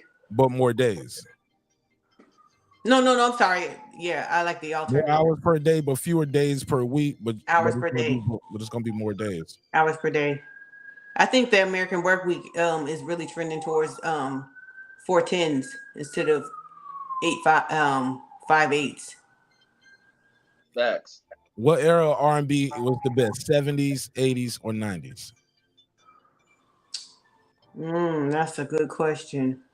The motherfucking 90s. I love the 90s, but the 90s was so influenced by the 70s. True. But yeah, the 90s. I have to say the 90s. Yeah, the 90s is a motherfucker, man. But then the 70s, like, yeah, food rep, you right on that. Yeah, that's a hard one, man. Shit. What are the comments saying? 80s. Oh, we didn't say 80s. 90s. I see 90s. I said 70s, 80s, or 90s. I gave you 3. No, the 70s wasn't all funk though. The 70s wasn't full of funk. No, they had a lot of they still had like the stylistics. Right. A lot of ballad. You had a lot of ballad singers, full bands. Yeah, Delphonics. It was at the end when they came out with the funk, like the Parliament Funkadelics. It was like after. Yeah, Delphonics was the 60s though. 70s was like 70s was like Parliament Funkadelics, Yeah, but they weren't just the only ones in the 70s. You still had a Sound of Music in the 70s. A lot of ballad singers and shit. Yeah, you had Lady Williams. You had Earth, Wind and Fire and them shit. Earth, Wind and Fire, yeah. Yeah, Earth, Wind and Fire. Yeah, you had Isley's was around. Shit, it might be the 70s. The OJs. It was really the 90s when you look at it was just comprised of like the Jodeci's, the fucking Kellys. Hill. Was the Hills? Yeah, it's the late 90s, yeah. What's up, Troy? Yeah, the 90s had a lot of solo singers. Yeah. Solo artists. Brandy, Aaliyah. You had Drew. Yeah. You had male groups like Drew Hill. Monica. Yeah, you had Keith Sweat, R. Kelly. I'll be sure. That was more 80s. Yeah. Keith Sweat, I'll be sure guy came out 88, 87. So that's late 80s. It was late 80s. R. Kelly was born into the 90s. And then you had Jodeci. And Drew Hill was really just a spinoff from Jodeci. So what's your era? So you picking 90s. What you got, Reggie? I'm going with the 70s now. Think about that. Troy, what you got? I'm gonna go with the late 80s with Guy and Keith Sweat and all them. Okay, Champion Heart, what you got? Yeah, I'm gonna go with the 80s, man. You had big Michael Jackson and Prince influence during that time. I'm gonna go with the 80s. Y'all just saying that because y'all had hair in the 80s. But you had in the 90s, you had Babyface. You had Babyface was writing all the songs for everybody. You had Boyz II Men. You had Tony Braxton. You had, them motherfuckers is still performing their hits today. You had to be able to sing. Okay. I got one for you right here. Here you go. This is hard. Stop a war or end world hunger? Wait, stop that. Say that again. Would you rather stop a war Here we go. World peace or end world hunger? In world hunger. World hunger. It's in the Bible that you're never going to stop have world peace. Okay, I think Yeah, everybody don't believe in the same Bible you believe in. Food revolution. Yeah. But you asked me my opinion. Oh yeah, I heard you. I heard you. Whoops. Yeah, you're right, sister. You're 1,000% right. Go ahead, Troy. I'm going with world peace because you didn't say the whole world. You just said world peace. So I could break it down and I could stop it in my world, which would just be my country, right? Oh yeah, let me just change it. So you'll leave. How about this? Instead of world peace, let's just say stop a war. So because I like what Food Revolution say. You can't never stop that. Okay, that's what the Bible says. So let's make it more uniform for people who are believers as well. Stop a war or end world hunger. So there we go. Yeah, because to be truthful, Mark, they're both the same things. If you stop warring, then you'll find peace, and that'll stop hunger. Well, not necessarily. We ain't in war, and this motherfucker still people hungry. This country always is at war somewhere. Yeah. No, but on our land, there's no war here. Really? There's not, but we got hunger. So our tax dollars are paying for wars all over the world. Stopping a war doesn't mean that they're going to feed everyone. World hunger is dealing with the level of greed in the country that doesn't take care of the. That's just my opinion. It doesn't take care of the people. So hunger is a basic human right. No one should have to be hungry. We all need to eat in order to survive. So I think everybody should be able to eat. But the key word is peace. The key word is peace in that conversation. When there's peace, then you find a way to end all these things. There's no peace right now. That's why they can't. That's why all these things are going on. But look at countries. Let's say, but not all hunger deals with war. You get some places that are having extreme famine, like maybe the country's going through severe drought and unable to grow things. You just ignore them, leave them starving to end wars. Wars don't lead to hunger. It's just countries that mismanage things, that are poorly ran. There's these huge gaps between the haves and have-nots. Peace is an individual mindset, though.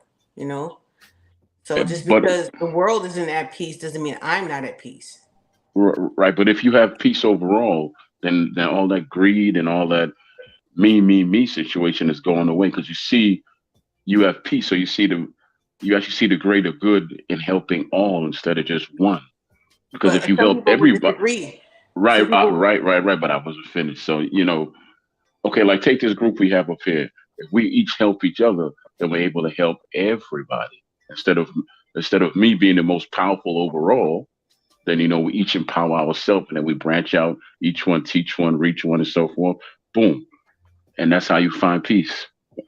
But see, I like what Robin even puts, that he thinks that world hunger will be the result of world peace, and I think that's absolutely true. You're able to feed the world, you bring about a level of peace. Like when you're dealing with societies that are taken care of to where the necessity to feed motherfuckers, there's no need to war over shit.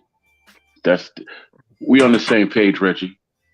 For once. But at the same time, what are we feeding as far as hunger? Are we feeding hunger as far as food or hunger as far as money? Because when everybody's full, they're still going to want money, and everybody, we're not addressing that issue. And that's where the word peace comes in. People will still be warring over money. No. When you have peace, it's a big word that covers everything. It covers your money. It covers the hunger.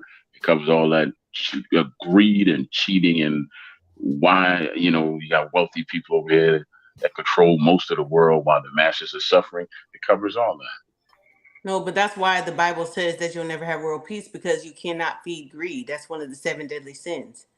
So people will always be greedy for something. So even if everybody has food, they'll still be trying to get money and make money off of a certain group having more, food off of this. There will always be like the barter system. There'll always be people wanting more because people are greedy. Or just the flip side to that, you know, if you really want peace, like I've said before, and Mark don't appreciate this, you wipe out all the humans on the face of the earth and you'll get peace. That's an extreme, but okay. No, that's a fact. Thanos. That's actually a fact. Come on, y'all. If you wipe us all out, don't you think there'll be peace? Peace with what, man? We ain't even here no more. Exactly. Okay. The only people that go to war is humans. Animals don't go to war. No. Yes, they No. do. Yes, they Animals, do. animals No, fight they over don't. territory We all are day. animals. No, Violent. animals fight to eat, Reggie. That's it. Oh, No, but they're territorial. Yeah, they're territorial. Yep. And Which goes into greed. Crap. That's them. Oh, you got a lot of food and resources over here. I'm bigger than you and stronger than you. I'm coming to take that. And That's matter of greed. fact, Exactly. But That's it's food. greed. But it starts and ends with food and survival, though. That's the point. yeah. But even when animals are well fed, some things instinctively is for them to They have killed fight. a whole population. Like you get certain animals that are not native Dominant. native to a certain area. Like they have that problem in Florida a lot, where people have certain exotic pets, so they release certain shit, and these shits just start multiplying, and now it's killing certain things that they are become invasive. Yeah, invasive species. Right, because you can't stop biology. Yeah. And once they start doing that, they fuck up the whole ecosystem. Like now you're eating things that we need to kill the crops, and you'll eat the bugs and you'll eat our crops. Like these things are Right. But there's no animal. Okay, but there's no animal that's ever destroyed another race of animal, just completely wiped them out. Yes, they would. Yes, they have. Yeah, Troy, that's not That's why true, we bro. have extinction. Who? I mean, you know, what animals ever completely wiped out another race of When animals? you deal like even They what might Mark wipe was them saying, out when in you a bring certain area. in How about that? They might an wipe them out in animal. the area. No, I mean wipe them out as in They deal with that. blow them off the face of the earth. Well, the humans Like that in- do that matter- neither, though. We still here. We ain't Look, killed it- every human on Earth yet, Troy. And So dinosaurs. Look, it was even like what Mark was saying with Florida, where somebody brought invasive species of fish. I forget what's the snake fish you're talking about? It started wiping out the native fucking fish over there. That happens. That's in probably a the lot of snake people. fish. And so animals will get rid of shit. They will annihilate things. It's been throughout the history. The whole ecosystem. Right. Yeah, they kill other species. That's right. Not just the species, but They other species. They kill other species survive. and they kill other species to survive. They don't kill them for anything else. Yeah, over territory. Everything's territory. It ain't just survive. The fuck bitches, all that. Reggie, greed, like I said, and- greed. it's about it's their greed. We want these resources. I'm gonna populate my kids, and my generation and my next generation is gonna keep taking all these resources. But I think we're going beyond the pale, Troy. I think we're going beyond the pale. And we're going somewhere else. Every time. Yeah, animals are just as fucked up as humans. We got to agree to disagree. Because here's the real for real, yo. We're not gonna We are animals. go back and forth about what my opinion is, right? My opinion is It's fact. I love it. Your penis. You say so. What the hell? You say your penis? You can keep saying it. I don't mind. Oh my. It sounded like you said we can go back and forth about what my penis is. I don't know what your penis is. Full revolution. Hold up.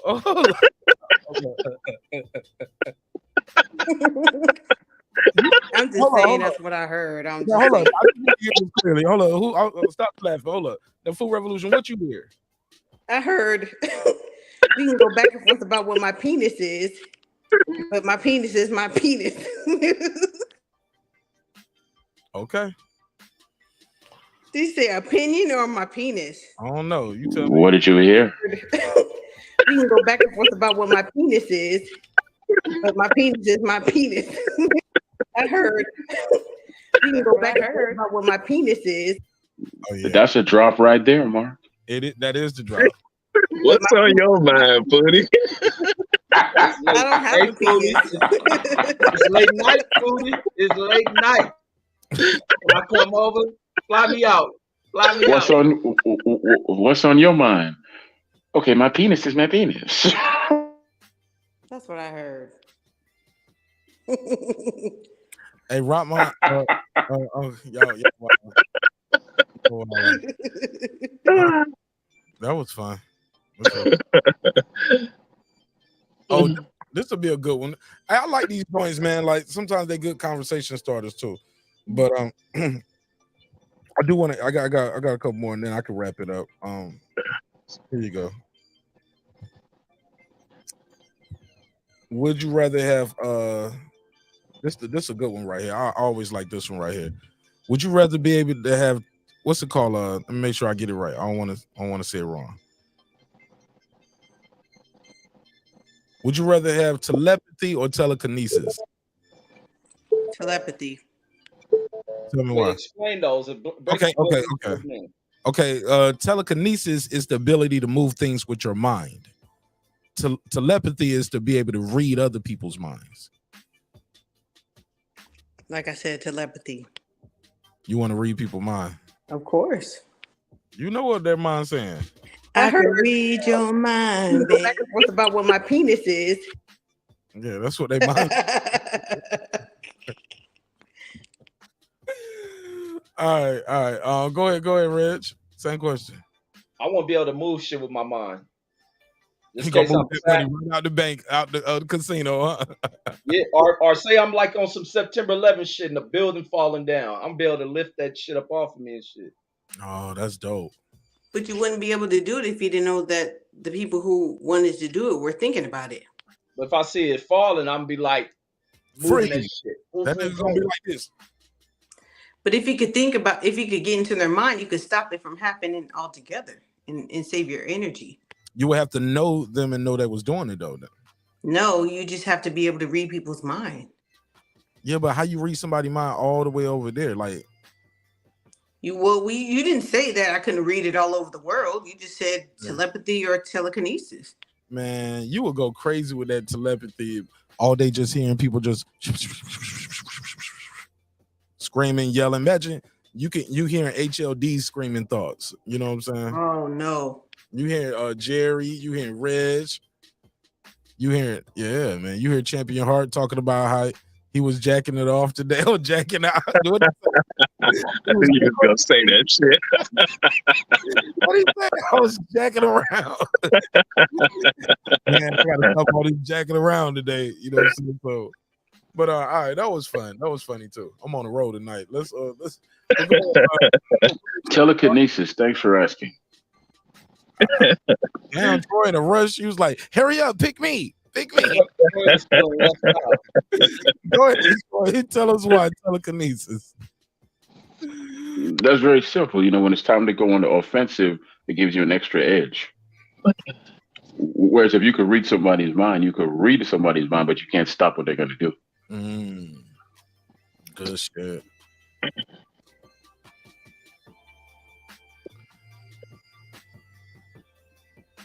Okay, Champion Heart.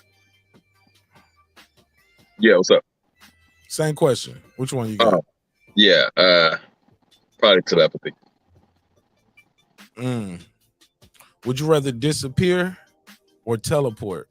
I mean, would you rather be invisible or would you rather be able to teleport? No, I said it wrong. Would you rather fly or be able to teleport? Teleport. Okay. Why? Why? Yeah. I mean, you know, you can go anywhere. Fly too. Yeah, but you know, depending on the conditions. I mean, flying, you cold. You know? Nah, I'd rather teleport. Teleport. Yeah, you gotta do that on the ground. You can't teleport in the middle of the ocean. You can fly over the ocean though. All right. Go ahead, Troy. You can go first. I mean, hallelujah. I'll teleport because if you're trapped in a room, you know, flying is not going to be able to help you. Correct. Okay. That's a good point. Troy Graham said, "I'll never be in jail again." I'll never be late for court. I'm gonna be the first at the line for the concert tickets. Like, yeah, just okay, cool. And you could teleport inside a bank when it's closed. Teleport out with the money. Yeah, I thought that movie Jumper was real cool, man. Yeah, it was a good movie. Yeah. Did you get an answer? Teleport. Yeah. Definitely. Like the way, what? I said I like the way you say that, and then I caught myself and went on mute.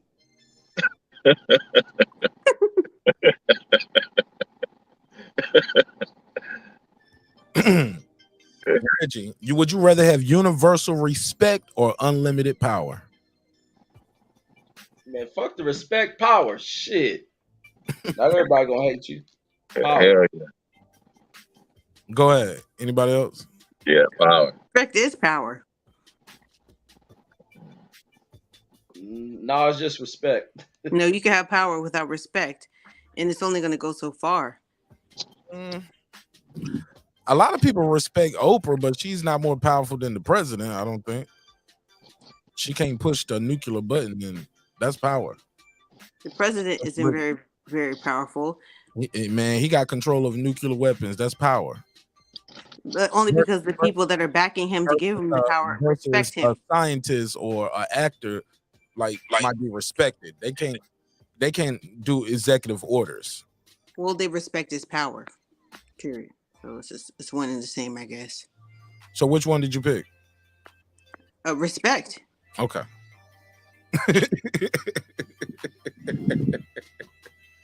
She said respect, motherfucker. But my penis is my penis.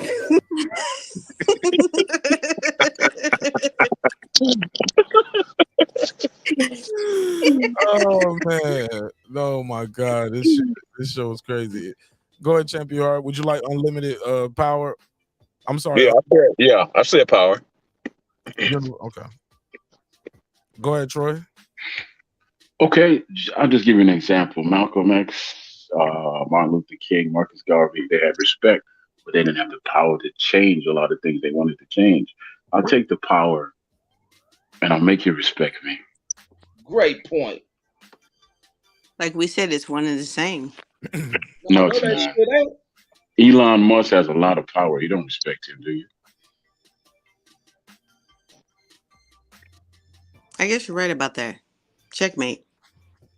Well, no. Man, take the checkmate, Troy. Stop I'm not Reggie. I'm not Reggie. I'm very humble. But thank you very much. Thank you. Troy's like, no, I want to argue now. That was too easy. No, I don't want to argue. You want to argue, do you? I don't want to argue with him. You mad. Don't use that voice again. I might have to change your last name.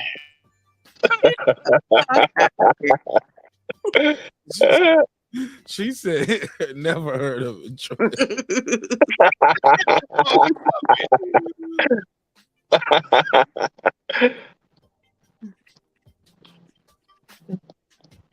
Nah, I mean, it's all one and the same. I've thought about it a lot of times. Money, power, respect. I mean, I wouldn't interchange either one of them or any of them. I want the money, I want the power, and I want the respect. But the thing is like respect is power, because when people respect you, they don't do certain things, in your presence, I guess. Oh, here we go. Full revolution. Would you rather get away with a terrible crime, but live in fear for the rest of your life that someone is going to discover it, and where you can go to prison for the rest of your life? Or you can just do 3 years for a crime you didn't commit? That's a good one. Yeah. I guess I'd do 3 years, because I'd be in jail teaching motherfuckers how to cook low carb food and do hair and prison cook. You can, we older now, so 3 years passes kind of fast, but your whole life, I ain't gonna be in prison. I ain't gonna be in prison jacking around for 3 years. Building a motherfucking empire in hell.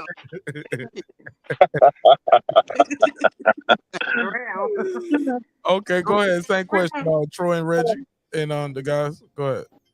Wait, it was the serve 3 years or get away? You get away with a terrible crime that you can go to prison for life for, or you can do 3 years for a crime you didn't commit.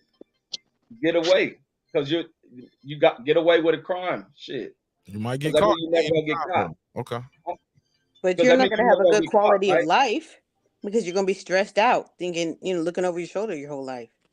Oh, you said it was stress behind it? I didn't add that, but Food Revolution. I like the way you're thinking. You're gonna break down physically. Put that pressure on the Food Revolution. Make it difficult for them. Yeah, I take my 3 years. Nothing worse than you see them serial killers that try to move on with their life and them niggas get busted for that shit. Yeah, I'll do my 3 years. Okay. Yeah, I was gonna say get away with it until Foodie put that you wouldn't be able to live your life on the end of it, so I had to do the 3 years. And they just go away. Okay. Just take your whoop and move on. It's like, when they say, would you rather get away with something or get your ass beat? Your parents catch you doing something and get your ass beat. I'll take the whooping. I'd rather get a whooping than be grounded for like the whole summer and you can't live your life. That's different though. I got away with some stuff that my grandmother didn't know about. I ain't want to take that whooping. Hell no. Them old folks whoopings hit different. Man, and she used an extension cord. And it came with a speech. Yeah, Troy. Yeah, Troy. It came with a speech and an extension cord. The speech came with a stutter. Every lick. Like you was gonna answer.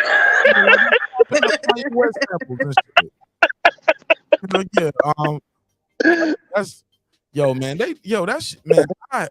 Thinking back on it, man, that shit is crazy how folks will get those whoopings, man. Like, it's real slavery plantation type shit when you really think about it, man. In my opinion, like when you start braiding switches together, or you telling the kid to soak in the water to get the skin soft and shit before. Oh no, that's abuse. That's not discipline. That's abuse. Tight pants or extension cords and shit like that. Extension cords. Where did you grow up? And take your pants off. Take your pants off. Yeah. Yeah. Wasn't no extension cord with the pants on. Yeah. Where did you grow up? But let me ask you the question. I'll take doing number 2 for the 3 years. Because that's only 3 years. The first one is a lifetime sentence. Now, as far as those whippings, I got beat with a cowhide belt that was my great-grandfather's belt that just never broke. Right in the mouth. And then it was the psychological damage that they would tell you how much they love you and how much it hurt them to do it after they were all done. Right. Right. I don't think I ever got told that in my life. I've always heard about that, seen it on TV, but they ain't never really said you didn't grow up with your grandmother. Man. Yeah, that was her speech afterwards. We actually lived with my grandmama one time, a couple times in life. But nah, my grandma never whooped me. My mama did. I think it do hurt them to have to whoop your ass, but they got to do it. I remember my grandmama whooping me. I remember getting pinched in church more than just getting straight. Did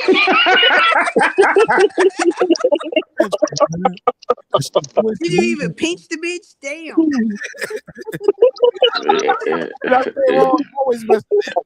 Your skin was turning color, wasn't it? Every time she pinched you. Yeah. Get a goose egg in the shit. And all I did was fall asleep. Like you only got pinched? I got boxed in the back of the neck box. Just a box. I'm like, man. I remember when I got older too. She wanted me to play drums at her church. I'm like, man, fuck this church. I used to play no drums for this way. Church.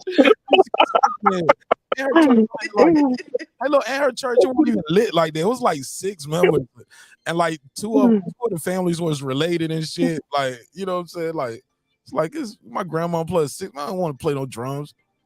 Everybody, I'm like, who we singing to? Everybody's in the choir. We singing to an empty room. We all Hey, Champion Heart. Big church too. Yeah, go ahead. Yeah, man. You ever fell asleep in church and then your head fell into one of them old lady bosoms?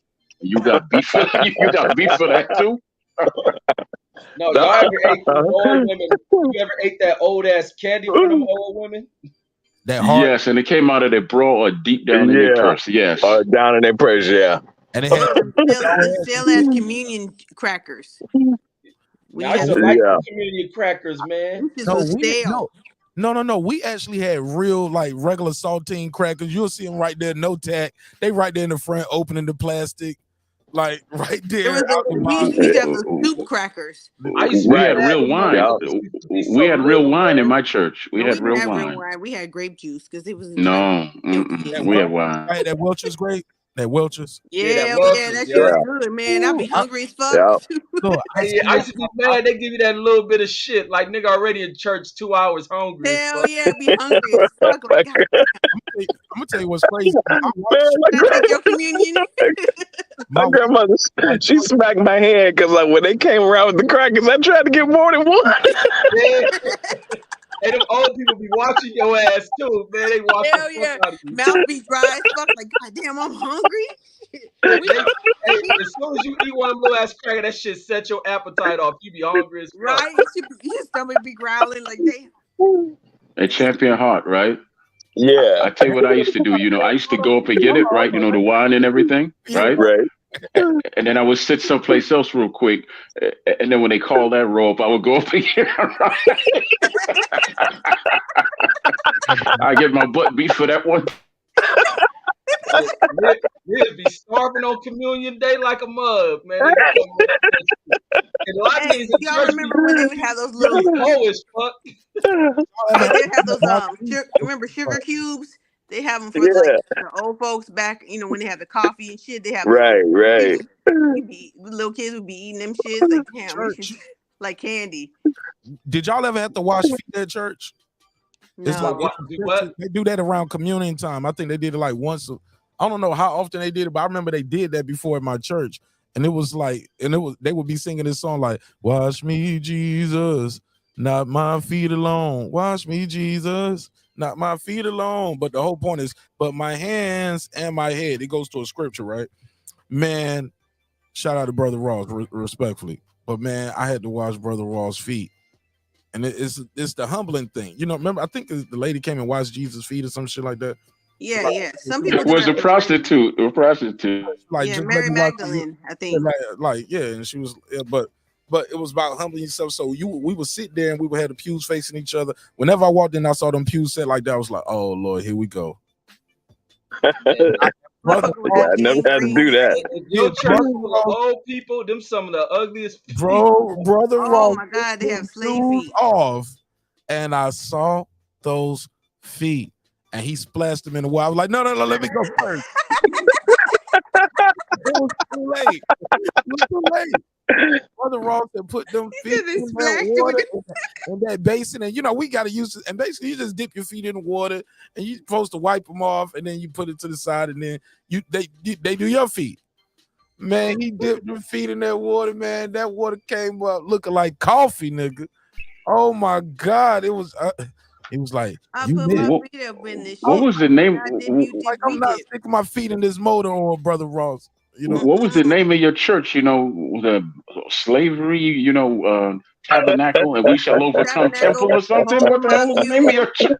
Fuck you, Emmanuel Baptist, First AME of the Jesus Cross.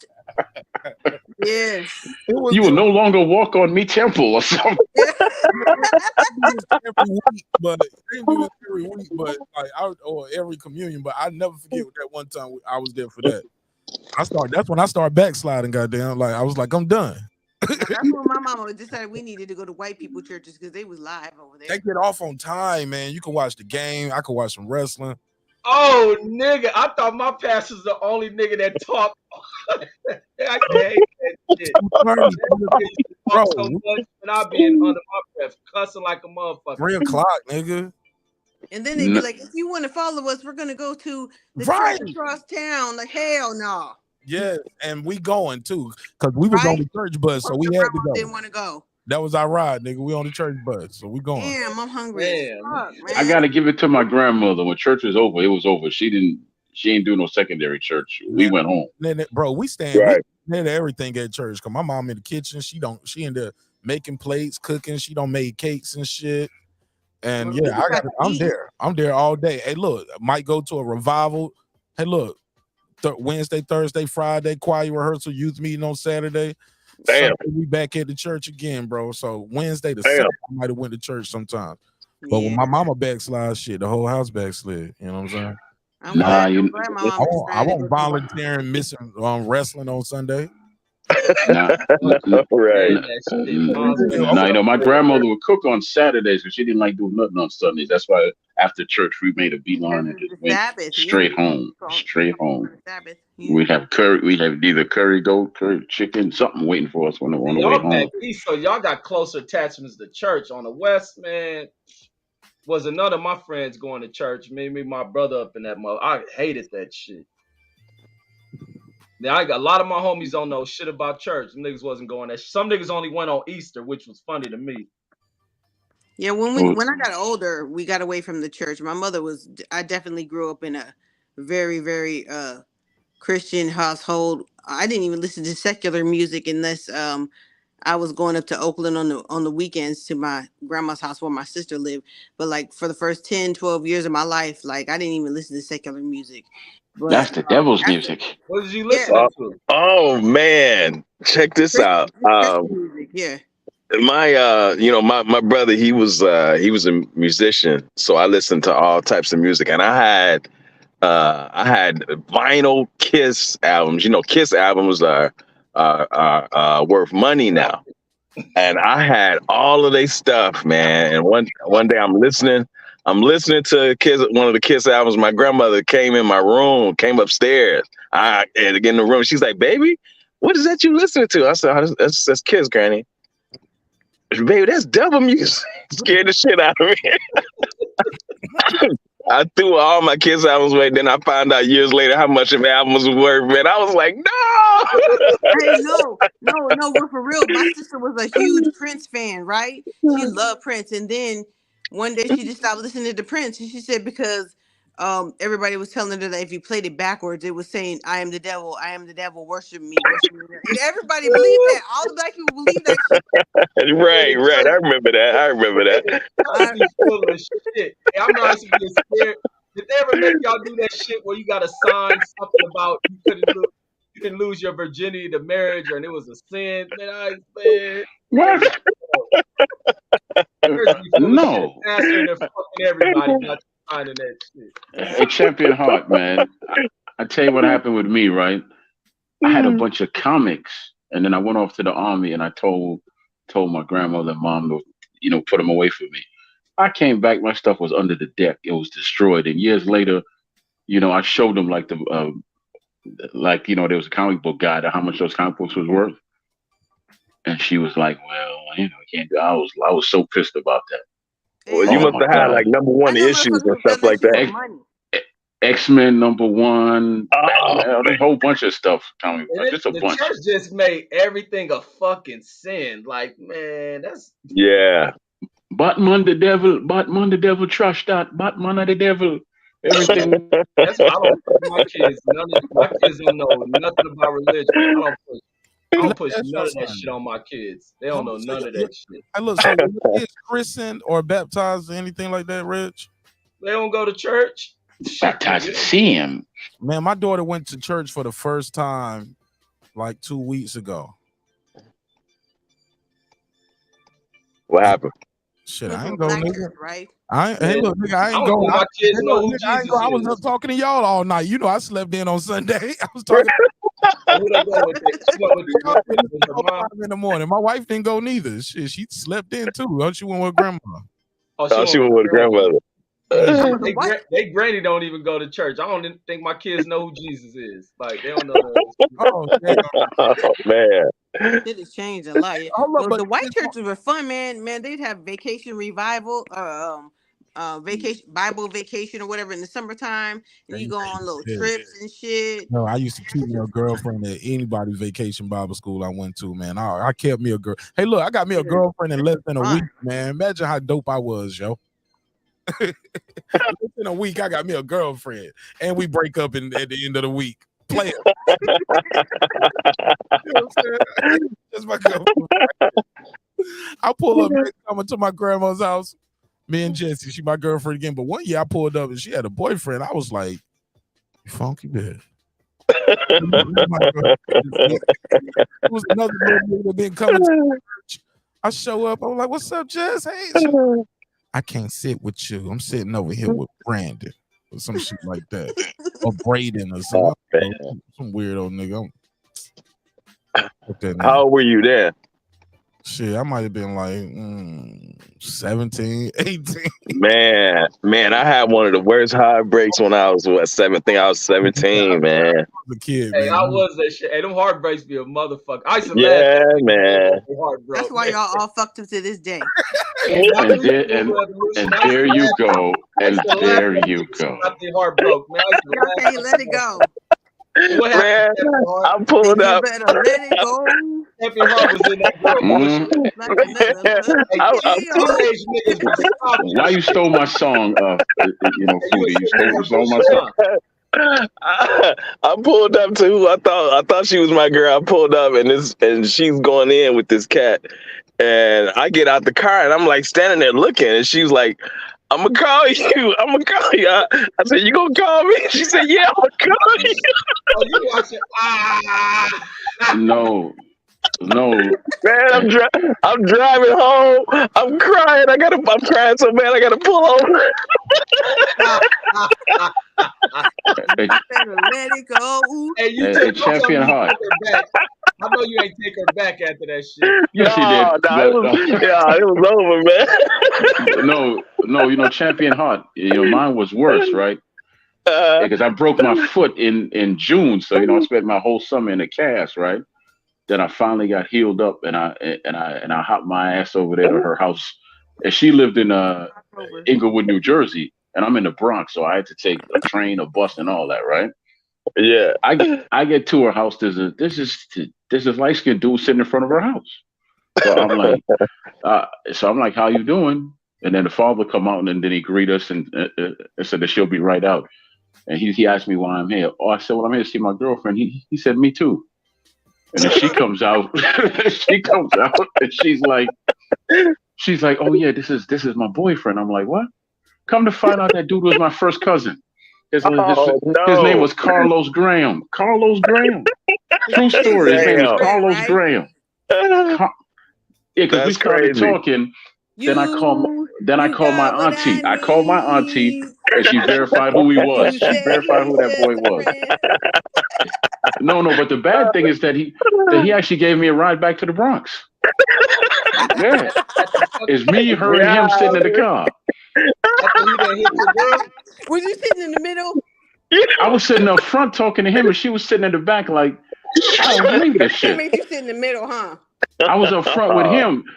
She was in the back. Oh man. Yeah, and I'm like, this don't make no MF sense. Yeah, man. I didn't cry though. I just ended up sleeping with her sister. I figured that was just right. Okay. Yeah. Oh, Biz Marquee head ass nigga. That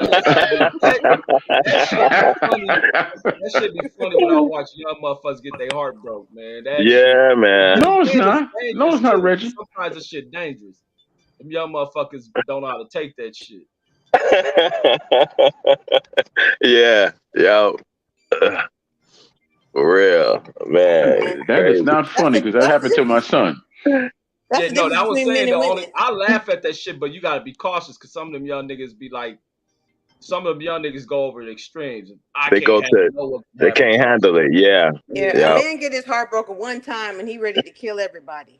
Yeah, exactly. That's on his spot. I saw that shit. Yeah, and the female and the female do the same thing. No, females are expected to just take it. Some females because that's how men are. Fatal Attraction was about a woman. That's how men are. Yeah. Fatal Attraction was about a jealous. Some girls lose their mind too. Some girls go through where they They deal with depression, never get out of it. That's why I be like, people gotta learn that a heartbreak can ruin a lot of motherfuckers. Right, There's that's a lot true. of mass we population won't of go people too far off of ruin it that for because one it breakup. goes into whole. What's your name? Food revolution. You ever break up with someone, or someone break up with you, and after that, you become friends with their mom? Because I had this one girl I broke up with, and then she became friends with my mom. I would come home from work sometimes, and she'd be at the dinner table talking with my mom, talking about, we're gonna have dinner together. I'm like, what? Oh man. What? Yeah, that shit happened before. Here. Yeah, no, you. I said, do you ever do that to somebody? You. Yeah, I've had that happen before, and then I came home and my mama was praying with him, talking about, well, you just need to ask God to. No. I don't think you understand. You the one that turned into the No, star. he's saying, have you done Not it? the man. Yeah. Have I ever made friends with somebody who broke my heart? They mama? Have you ever made friends with their mother? Yeah. Fuck you and fuck that bitch. Sure you haven't. I can see it in your eyes. Sure you haven't. But no, I think the women are lead because she don't want to be around when that nigga start having kids. That shit Right. probably fuck her up. No, but sometimes that's just the way. If you do have kids with that person, sometimes you're more friends with the mama than you are with your ex. So sometimes you just have to keep the peace. Yeah, that is true. So. Yeah. Yeah, because my the worst thing in the world coming home and seeing that girl in my damn mother's house, man. It used to send chills down my spine every night. Oh yeah, she just came by. We went grocery shopping, and we even bought you some clothes. Bought me some clothes. I don't know. No. Right. You be putting that thing on them, huh? Well, I guess I was back then. I'm not in my 20s or 30s anymore. In my 50s, so You yeah. need blue Pleo now, huh? No, I'm Jamaican. We have other things. Thank you. Yeah, that ginger root. I tell you what. No. I ain't gonna tell you nothing because I'm gonna say that. Man. Yeah. But it is what it is. But women do take different. I mean, I don't want to get on the whole man-woman thing, but women, it seems like in society, not you guys personally, are expected to take heartbreak over and over. And men, man, y'all get your heart broken at 17 or 18 when you don't even know nothing yet. And all of a sudden, like, fuck all these bitches, man. All women are horrible, man. It's this war all through your 20s and shit. And the bitch be trying to love you and shit. And be like, no, fuck that shit. You don't. Here's the difference, though. With men, I think it's more psychological. It's not a brick through your windshield and slash tires. It's a little different. Doing that shit to women too, bro. Those are people who don't called. know how to deal with that shit. Those are called bitches, Reggie. They bitches. No, but in America, that's what happened. A lot of people are bitch made people. Yo, I had a buddy of mine, man. He got cut up. He was messing with this chick and her husband. She had divorced and was living her life, and he broke into her place, and they were in the bed together. And they said the only thing that saved his life was that my boy, he knew how to fight, and he was able to get the knife away from the dude. But he was all cut up. But that's different, though. Like knowing someone cheated on you and seeing them, that's two completely different things. Yeah, but they weren't together. You know what I'm saying? Dude, like Reggie said, dude couldn't let it go. Men are possessive. Yeah, dude couldn't let it go. Men are possessive like that. Some people won't let that shit go. That's why you be having to worry if a chick got a crazy motherfucker sitting in their bush and shit like that. I tell my sons about that shit all the time. Like, you got to be careful with who you dealing with. Even on the whole, like, it becomes worse when you got daughters of knowing who they fucking deal with, because that's why you look at this. How much dudes are suckers. The big issue in the country is domestic violence. You get a lot of these niggas punching on these girls and this, like, man. Yeah. You know what? I have a daughter and I have a sister, and it was only one time, like you said, I had to deal with that. But she come to find out that she cheated on him. This is my daughter now. She cheated on him. And that's why he flew off there. He calling the house, calling her cell phone, talking about he gonna do this, he gonna do that. See, that's what I'm talking about. Like most women don't do that. They just cry their tears and get over it, you know. But men be willing to fucking kill their whole family over that shit. No, but come to find out that I went to high school with his dad. I went to high school with his father. So we all had a conversation, and his father was like, I didn't raise you like that, and this ain't the family you want to be threatening, right? There's just too many of them. So he pulled it back, but I had to leave her uncle at home because he is just ridiculously 0 to 60 and just boom. He wasn't going to be about no peace. Yeah, he wasn't going to be about no talking. Nah, just cry your tears and get over it, man. Yeah, really. Yeah, people gotta. That's one of the things I think the lessons that should be taught to people, like, is how to deal with breakups that ain't gonna last forever. Like, a lot of people get taught that buy flowers and you're gonna deal with that, but nobody teaches the other side of when it doesn't last. You done put your all into. You gotta know how to leave space to walk away. Yeah, how to grieve properly. Yeah, but sometimes he's not even grieve, just to know how to move on. A lot of people don't know how to move on from shit. Well, grief is a natural process. It's just, the 5 stages of, death and dying, No, but what if he don't get denial, anger, bargaining, depression, and acceptance? Every human being goes through it in different ways. And so, if you know your kids, you can teach them, like, because parents know how their kids deal with trauma or disappointment. And so, you can guide your kids sometimes, but when they become adults, you can't always guide them, but you kind of do know your kids. Like, I don't know how you don't know your kids have violent tendencies, Right. Yeah, you know what? You're right about that, Foodie, because my daughter, this is why I believe something happened when she was little, because she used to have this thing where she would wake up angry.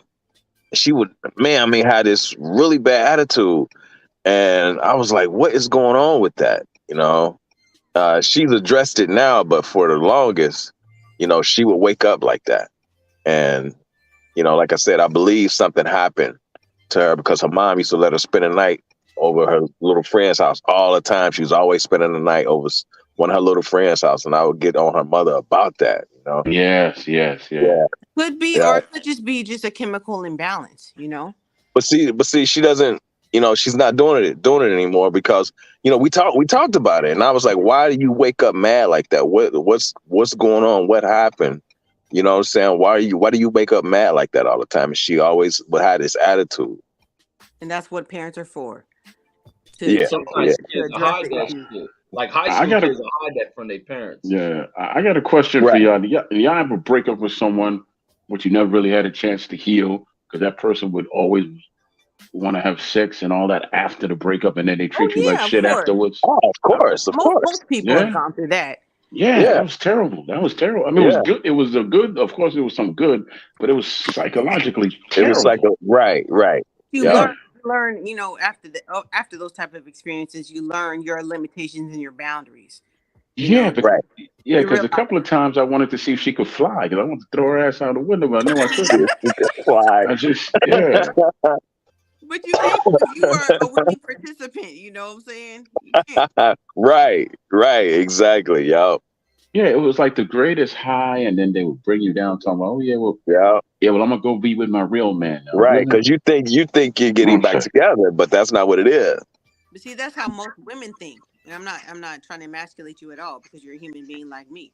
But most women think that, sex is related to, that's why bitches be talking about, but your man want me and all this kind of shit. But he don't really want you. He want to fuck you. But he doesn't want to be with you. He's not going to provide for you. He's not going to protect you. Like, that nigga might throw you in front of a car before anything. He don't Right. Like, that's not the same thing. And, you need to learn that shit. Like, the difference between, real commitment and loyalty versus, just, a quick, Right.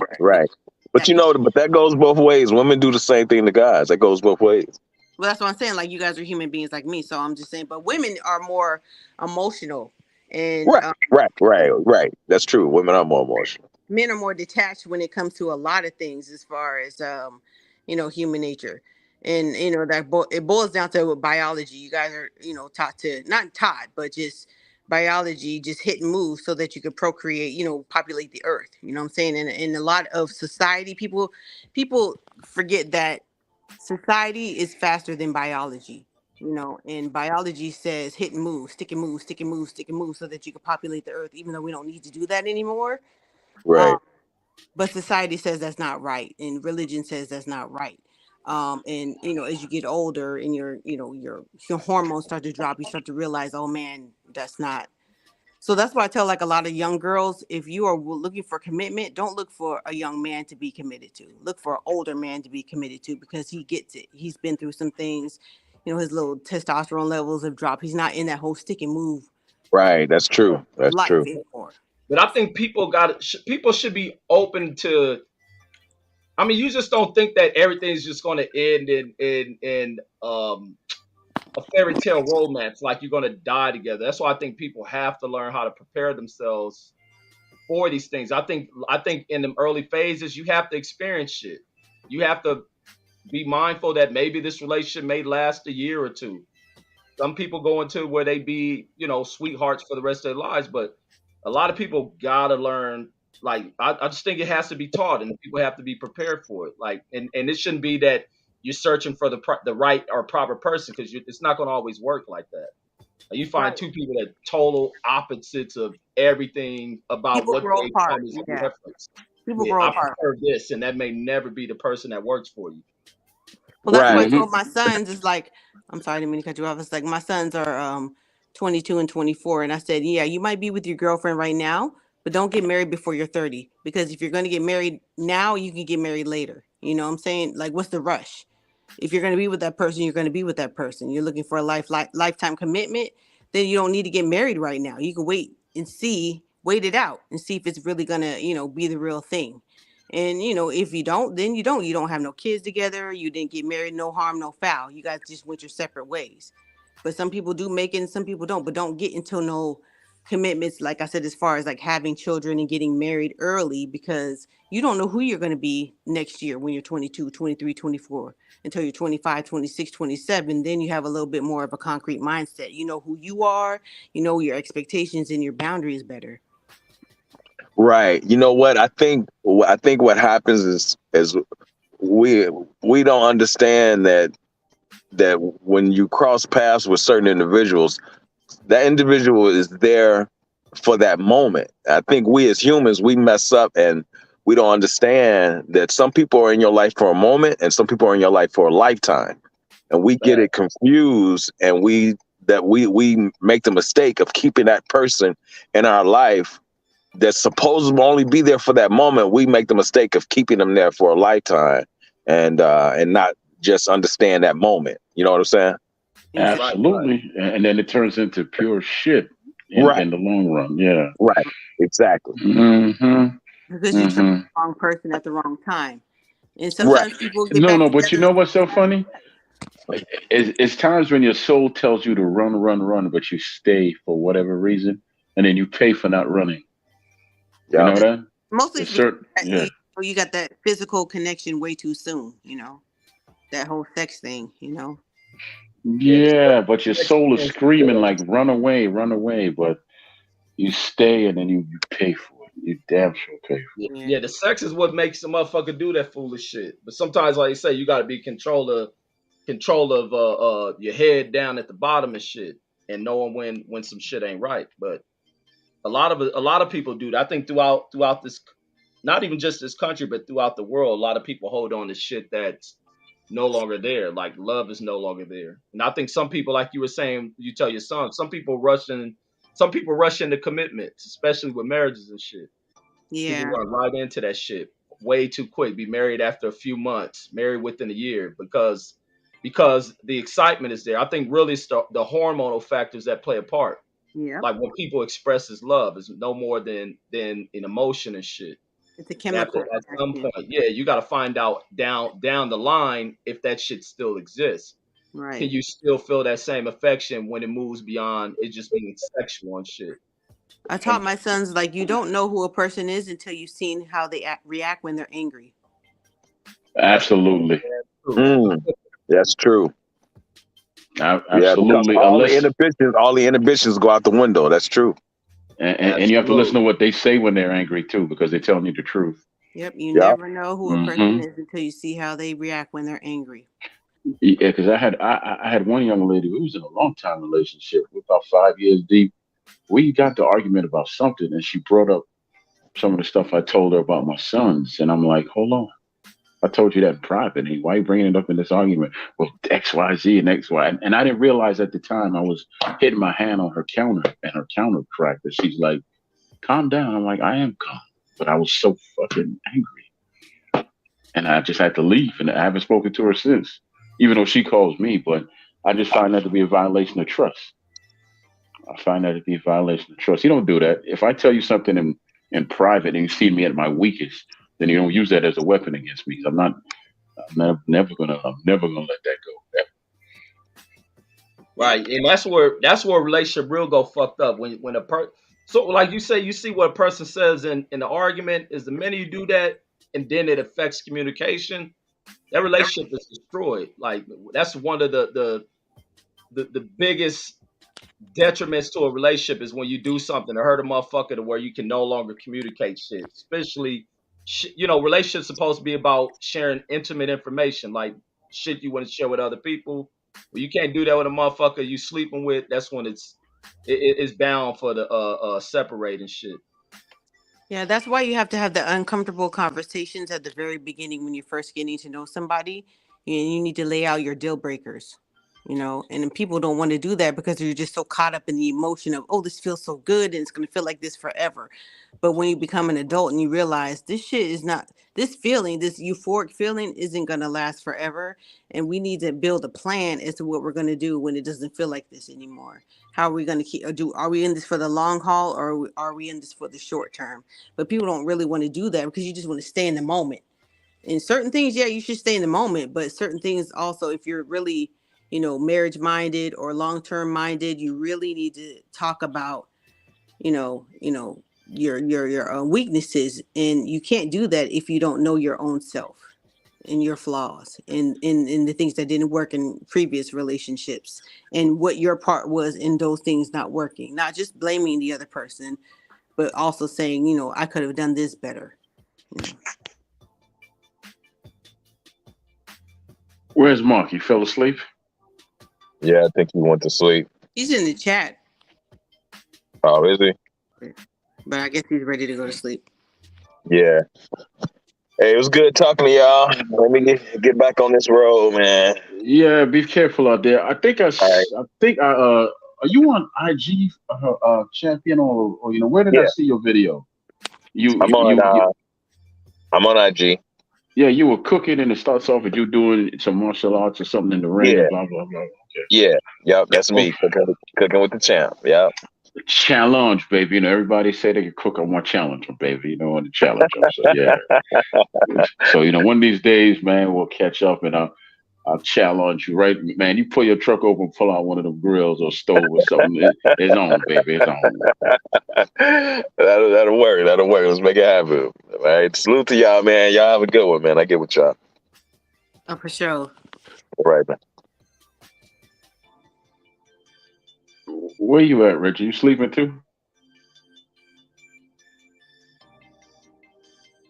All right. Well, peace out, y'all. All right. I seen one that. No, I was downstairs throwing clothes in the dryer and shit. But everybody done jumped off. All right, so I'm out too then. But my last thing, I seen Mark put a comment about deal breakers. A deal breaker for me is that greedy shit. All that one-way shit. You have to pay for everything. That shit right there is a no-go for me. Don't no suckers live here. Ain't no tricks. Ain't trying to wine and die. I ain't with winning that, none of that shit. If I can't build with a chick or I don't deal with her like that, then no, I'm not doing that shit. I'm cool on that. Like a lot of people be trying to, because early on, I think it said within the dude to try to impress a chick. Like we want to do all this 5-star and dining, try to come off like a baller. Like to even be in a relationship, you want to make sure your pockets are straight. It ain't just saying that everything in your pocket goes to her. But at some point, women like to be entertained. They like to see fine things and shit. But with me, I want to make sure it's a chick I'm vibing with. I'm dealing with cool. But her whole thing, her whole enjoyment about what I'm spending on her, where I'm taking her. But on the side, I do understand you got to take a woman out. A woman wants to be shown off. A woman wants to show that, you're going to do things for her. And that's what a dude is supposed to do. But a chick that just comes out and need to go here and got you fucking trying to fucking compete with other dudes she got on the side, because sometimes chicks will play that field of dating multiple motherfuckers, and it's a competition on who gonna do the most because of what she thinks she finds and what she, and this is where a lot of women fucked up. They measure on who's the best option for them based on what a person is providing for them financially, where you taking them, how much you spending, and they find themselves in the most fucked up and wrong situations playing the field like that. Well, me, I'll be overstanding that shit. I'm not doing none of that shit. Either we vibing on some cool shit, connected, and especially we just have conversations on casual shit and kicking it. Then I'm open to all that other shit. That's how it works for me. But that's the deal breaker. Women who just push that, what can you do for me? What have you done for me lately type shit. Everything's just one way, you paying and affording everything. No.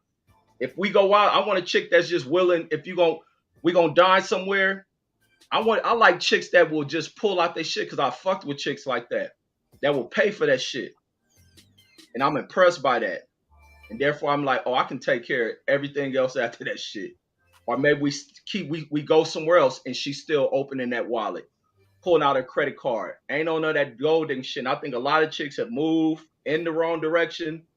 I'm thinking everything about a dude paying for shit. I done had chicks to where even my one chick I used to fuck with, I've been to Hawaii with this chick. I done been a bunch of places with this chick, and they spend a dime on that shit.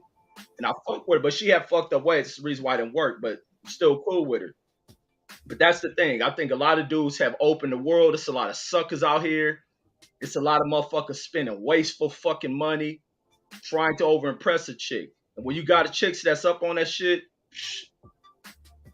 I keep away from it. Let me see. Mark said, I'm not even taking you to Applebee's, says, unless you got half of that this 2 for 2 2 for 2. Oh wait, said 2 for $20 combo. Hey, if it's like that, yeah, open your wallet up.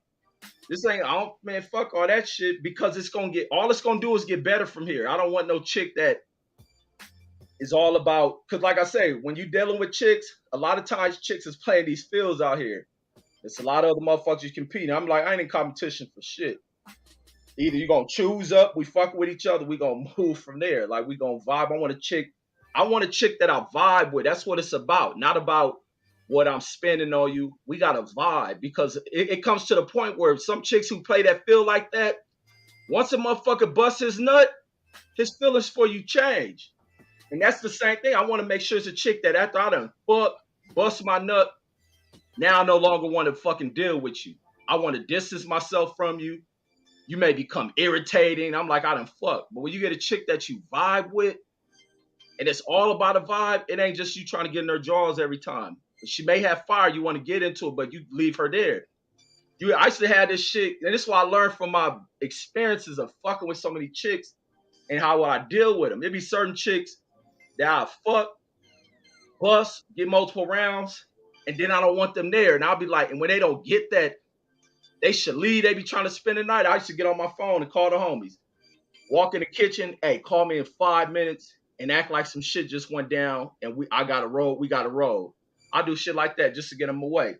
When I had chicks that I fuck with who were cool, man, I'd be on that cuddling shit with their ass. Shit, you spend the night all fucking day, because it's all about vibing. You got to have a chick that you connect with, that you vibe. Like, and even if you're going to do that shit for a long time, you got to be chicks that you vibe with. And that's how I've always been. Like, those are red flags for me. And then I don't think a lot of people do that. And that's why they shits don't work out. Even with me, a lot of my shit don't work out. A lot of my shit don't work out because of, like I say, we get in one stupid ass argument over some dumb shit, I'm done with it. And that'd be me. Like, and it'd be some other shit that's on my fault. And he said, what is the most expensive gift you ever brought a woman? Oh, nigga. You talking about buy expensive gift and not be appreciated? I think my kid's mom was on that shit. I think I did. It was just like Valentine brought this chick a fucking big screen TV for an apartment, like she didn't have a vacuum, and fucking rings or some shit, like some jewelry and shit. And the chick didn't appreciate none of that shit. I was like, never fucking again. So when Valentine's and shit start coming around after that, I wouldn't buy her shit. Cause like I say, I ain't spend too much money on too many other chicks, not at all. But I stopped buying her shit just off of that one. Didn't appreciate that type of shit. Like I say, I refuse to be a sucker or fool. I stopped buying her shit. When them type of things come around, I wouldn't buy her shit. Or if it was her birthday, I'll give her some money. Like I ain't doing that shit.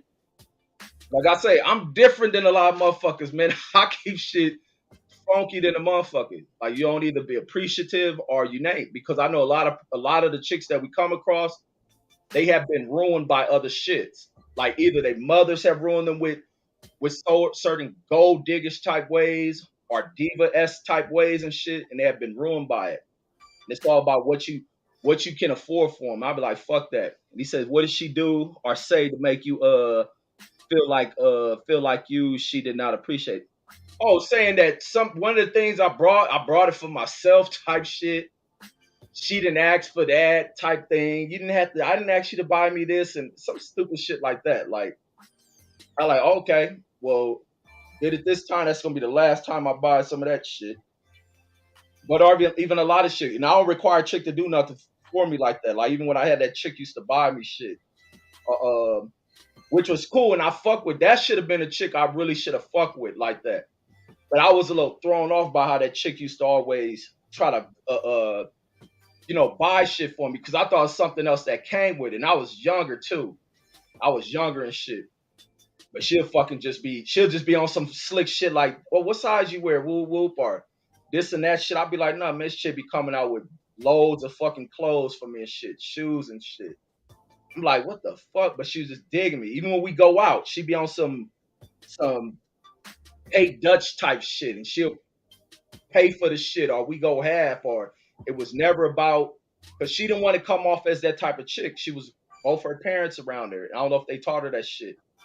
She'd never be on that shit to where it's all about a dude just having to do everything. This chick was just like a cool fucking, just everything about being around this chick was a cool bomb ass motherfucking vibe. But the other thing, she lived far as fuck from me. But when we kicked it, it was a cool connection. I mean, even on the shit, this chick be on some deep shit. You have deep intellectual conversations. Sitting there chilling just to watch films with shit. This bitch brain was on point to watch it. She was the one she tried to put me on Purple Rain. She used to always be big on that shit. But I never watched that shit. But her vibe was cool than a motherfucker. And I think the only thing that separated was she was so far. She's like in a city called Rialto, which is fucking far from me. She was in Rialto, which is far as fuck from where I live at. But she was just cool. But that was a shit. And he says, Reggie brought the vacuum. Says for her to be on TV for herself. No, I don't get what you wrote. You messed that up. And then Reggie says, miss her. No, that was a good chick. That was a good fucking chick. Like I fucked off a lot of good chicks back in my days because I had so many different chicks. I'm telling you, back in the day, man, I was something, man. I was something else back in my younger days. But even when I used to tell chicks and shit, I used to tell chicks this shit. I'm your girl, I'd be like, you my girl, but you ain't my girl type shit. And I used to tell them I ain't looking to be in a relationship. But when you're around me, you my girl. My girl, but you ain't my girlfriend. And I'll never ask you what you doing, I ain't get into all that nosy shit that people be doing. I be hearing this stupid ass shit that motherfuckers be talking about now, asking girls what's their body count. I don't give a fuck about none of that shit. Keep the pussy clean. Don't want to hear none of that other shit. I used to fuck with chicks that be in relationships. And this what kind of pushed me with my relationship. I done fuck chicks when they dudes keep, fuck it, answer your phone. Fucking while sticking my shit up in them. It was like, just seen a lot. So it's like you come to weigh out who you fuck with. What type of people you fucking with. But me pushing off a lot of good women, hell yeah. He says you ruined that good woman, says for the next guy. No, I ain't ruining her for the next guy. I missed my opportunity for the next guy. I ain't ruining her because she was still cool with me, like for a long time. But she was just so far out, like what's that, Rialto and shit, man, shit. That was far. And then on top of that, like I say, like if I'm gonna commit in a relationship, your money gotta be right to do certain shit and shit. And I'm going to school, fucking around, having my fun and shit. Like I didn't want to settle down back then. Like I was having too much fun. And the one thing I don't do is play with no woman's heart. That's one thing I don't do. That's why I always kept it real with a lot of chicks. That'd have been to ruin a chick. If I'd have been trying to be committed to this chick, and then on the side I'm doing all this shit I'm doing, that'd have been trying to ruin her. But and plus she had been in a relationship before that kind of fucked her up and ruined her. So I wasn't about to add on to doing that shit to that chick. But then it was like we ended on some cool shit, and said she probably tells the story of a guy named Reggie. Says that used to that she used to buy shoes for and says all the time. Says then he broke her heart. No, I ain't never break the chick heart. We ended on some real cool shit. It was just like we'll go a long time without seeing each other, just always talking and shit. Back then in the early phones, I don't think the motherfuckers did that video shit. I don't think the phones did that where you talk to people over the video shit like that. So I'll just be talking. I wouldn't be seeing her face like that, like they have now and shit. But then again, it was like I say, if you're gonna commit to a person like that, you make sure your pockets in order, your finances in order to do shit. Like I say, you got to be able to show a chick out, take them out. Chicks demand that shit, and I think people should be willing to do that, but not a chick being greedy. Or if a chick want that, chick got to be able to afford it for herself. I think I was probably at a point where I probably wouldn't be able to afford it for my goddamn self, and I wasn't about to have that chick trying to do everything. But she would have been, like I say, like I said, I'm cool with her. She a perfect wife. That chick a perfect wife for the next motherfucker she with. Like I say, I still talk to her. I know she is. I don't interfere with her shit. And he says, no. Oh, Philip says, have you looked her up? No, I'm still cool with her. I'm still cool with her. She married and all that shit. I don't cross the line with her. Like I say, I keep shit player. That's why I be like, man, people got to be on player shit about shit with life. Like I keep shit player than a motherfucker about stuff. Fool says yes, you did. Says she just didn't let you know. Her friends and family says nudo. Wait, what you mean? Food Revolution, and it says Rialto is her hood. Well, I don't see the other follow up to that. Saying that I ruined her. No, I ain't ruined that girl. No, I ain't ruined her at all. Like I said, we cool. Me and her still cool. She got babies and shit. I got babies. Like the one thing I had a lot of chicks fucked up when I had my kids. I think a lot of chicks who was cool with me, who I used to fuck with and then just stop fucking with when I had my babies. I think they were kind of fucked up with that. Says she was willing to grow with you. Says, is she? Yeah, she married.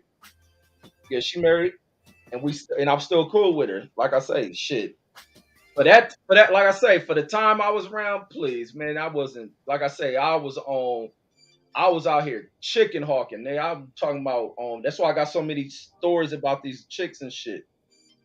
Even around the time when I was fucking with my kids' mom before we end up doing the relationship shit, I was on the same shit even with her. I used to tell her the same shit. You my girl, but you ain't my girlfriend.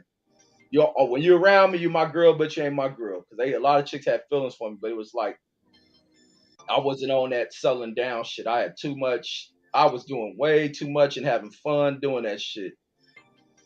And then like I say, on the other side, chicks, man, you think you doing your shit, you best believe a chick on their side doing that shit. A chick probably got a number of dudes they fuck with until they settle down. And even some chicks, when they settle down, they got some motherfucker on the side. Because always a motherfucker looking to get the fucking draws. And that's the fucking truth. So trying to play a chick heart, nah. Would a chick have feelings for you? Possibly. But shit, when you're in two different spaces and life, shit, you gotta accept that. Like I say, I don't cry over shit. That's why I be tripping when I see dudes be on here crying all day. I think it's the issue with a lot of dudes. Dudes be emotional, crying about everything. Like I let that shit roll. He says, play her. Says, play her, not a player. No, I didn't play none of these chicks, man. I didn't play none of these chicks. I always kept it straightforward with chicks I was fucking with. Straightforward. And he says women do it to themselves though. Says Food Revolution. Facts. And then Philip A says, sound like you just try to be respectful of your own truth. Yeah, it says which is respectful. Yeah, I keep it. Man, like I said, I grew up on trying to keep shit player and learning from mistakes that I watch older people, my cousins and shit. Well, I used to watch when I was a kid, man. I said my cousin Charla was the most player motherfucker I've ever known, man. They used to have so many pretty ass girls. And I sit back and watch this motherfucking man. I'm talking about I'm a little kid, probably elementary. He down there about to graduate high school. Or even when he was in high school, he just had some of the finest fucking girls, man. The finest of fucking girls, man. They used to be on my cousin. And fucking, I'll be, he have his girls. I'll be we little kids trying to get kisses from him, thinking that's something. So that was my introduction on when I get older, how to deal with women. And then I was around a lot of dudes who were like real player dudes as far as the way they carry themselves to get women. And I took those things from them. I extrapolated the real good sides from them and shit. A lot of them changed as they got older, but when they was in their heyday, I extrapolated the cold player side of them and try to implement that into my own way of being and shit. And never get possessive of no girl. I wasn't on that shit. And they said so he admits that it was Mark says so he admits that it wasn't just about the distance, says he simply didn't want to commit at the time. No, it was that distance shit with old girl played a part too. And Rialto far from LA. Full Revolution to tell you that shit. How far is that drive, Full Revolution? You say you from Rialto. That's a far fucking drive. That's a far drive. And shit, I had a bucket back then. Nigga, I wasn't pushing that bucket way out there. Fuck no. Nigga, I had me a cold little bucket, nigga. And that was a cold shit with me. I always kept, nigga, I had them Cadillacs I had, but after that, nigga, I would give me a cold bucket because I didn't need the motherfuckers to get here, get there. And the chicks I fuck with used to have cars. The chicks I used to drive with, man, it'd be nothing for a chick to it'd be nothing for me to call a chick and let's go here. A chick could do something for me. I'm telling these bitches love me for what reason? I don't know. Maybe it was a conversation or what. But nigga, I kept me a bucket. Like, nigga, where we going? Shit, come get me. And then let me see. It says tell themselves, says if I'm cheating, says she probably. And he says, what's some food? Says women like the excitement of messing with a player. For real, they do. But don't be prepared for the inevitable ending. Man, chicks, I used to get pussy off of chicks hearing me talk about other bitches. I'll be over there talking with the homies or some shit. And bitches hear that shit. Hearing about, like, we just be on there talking, but it'd be like chicks ear hustling or hearing that shit. Or man, chicks be on, man. That's a lot of ways you used to get pussy and shit. Motherfucker was turned the fuck up back then. And I wasn't on bullshit, so I didn't bring chicks a lot of hood shit. Some chicks used to want to fuck with a motherfucker because of where I'm from. Being from LA, a lot of chicks are going to give you pussy off of that. Especially them girls like live in Rialto and live in the valley and shit. They be wanting to fuck with cats from LA and shit. Like LA. That shit'll get you pussy. For what? I don't know. And he says says that's called swagger jacking. I don't know what you mean by that. Oh, with my cousins? No, that ain't called swagger jacking. That's called being groomed by older players. There ain't no swagger jacking. That's the problem with a lot of dudes nowadays. They ain't got no people a lot of these young dudes who are suckers ain't been around suckers. They ain't got proper males to groom them and shit. And they fucked up. I was blessed to be around proper dudes to be groomed properly. And took the right parts of them. Because some of them even turned into suckers too. But I was groomed under the right people. A lot of people nowadays they've been raised by women trying to tell them how to be gentlemen and shit, not how to handle emotions, not being around real dudes to teach a young dude how to deal with a woman and shit, being honest and shit. I was raised properly because I paid attention. That's one thing I did, paid attention. Full Revolution says it's an hour and a half from most of LA. See, yeah, Rialto far. Yeah, hour and a half from that shit. She said maybe an hour. Yeah, it's a far drive. Says says how did you get separated? Just over time. Like she wouldn't come out there. Like I said, that girl was on her shit. She was in her school shit, probably working on her masters and shit. Fucking. And like I said, I had some cold chicks, man. I had a variation of college educated chicks, hood rat chicks. Just regular fucking just good chicks, man. I had a lot of shit, man. Player back in my day. And then Philip says facts. Says Mark says even sometimes we ain't cheating. Says and she cheating, bro. Says but you can't be in your own mind too much. Facts. Says jealousy is deadly. It is, bro. This first time your daughter talk with you about her heart being hurt, says you gonna make some changes. No, I ain't make no changes for what? Shit, I'm talking about back in my past. I'm a full-time pops right now. I ain't committed like that. Cool Revolution says because LA says was a hot spot in the 90s. Says gangster rap says made them do it. Yeah, bitches like LA motherfuckers. Even when I go to other states, man, bitches give me pussy because I'm from LA. Want to fuck with me because I'm LA. When I was in Chicago, this back when I'm scared of pussy. When I'm in Chicago, it's girls want to fuck me because I'm from LA and shit. And then the Rooster 111 says you can't trust nobody but yourself.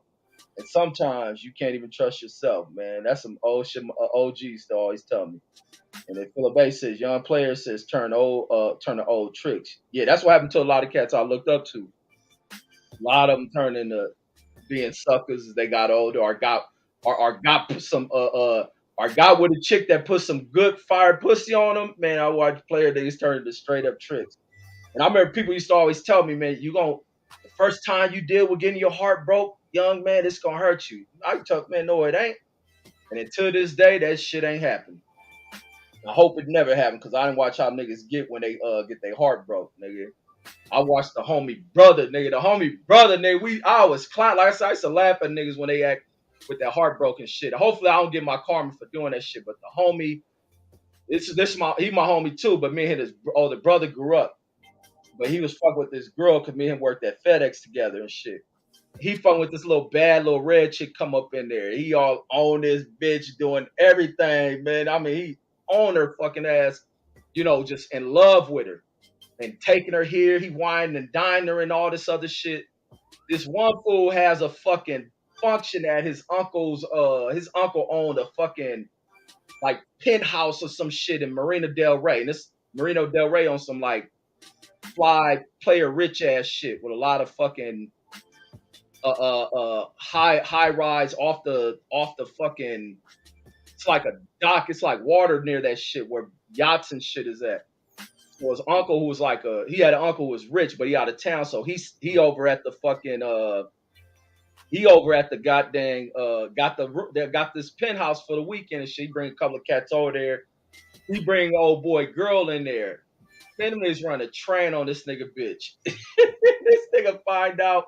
And so I didn't know. Well, no, I think I did hear that shit about them running the train on, like, man, old girl fucking straight up freak. Like, she in there letting everybody run through it. She got some drinks in there and acting freaky as fuck. I see this nigga, man. You would have thought this nigga got hit by a Mack fucking truck. I mean, this nigga was in a daze. And we seen it. When I seen this nigga, I'm laughing my ass off. Like, this nigga was sick. And I know damn well he wanted to try to fight every single one of them niggas that this girl them fucked, man. Nigga, and when they tell me that, I'm making a joke out of everything, then I clown the fuck out this nigga. I was about to be on that sorrow shit, like, nigga, you'll knock that shit off, nigga, bitch a hoe. Fucking fall in love with her. And then Philip A says, well, your daughter says, explain that hurt, says, in a different kind of way, Red, says, you'll see, bro. Man, see what? I'm prepared for all that shit. And then Full Revolution says not women, says, who know their worth, though, says young chicks. Yeah, a lot of young chicks be making the wrong mistakes, man. Especially girls who come up without no fucking male fucking. I see that with a lot of girls who don't come with real fathers around this shit. Them girls who be just having mothers and shit raising them, or a father who just present but absentee as fucking girls be fucking getting used and vulnerable to shit. Looking for love in the wrong places and shit.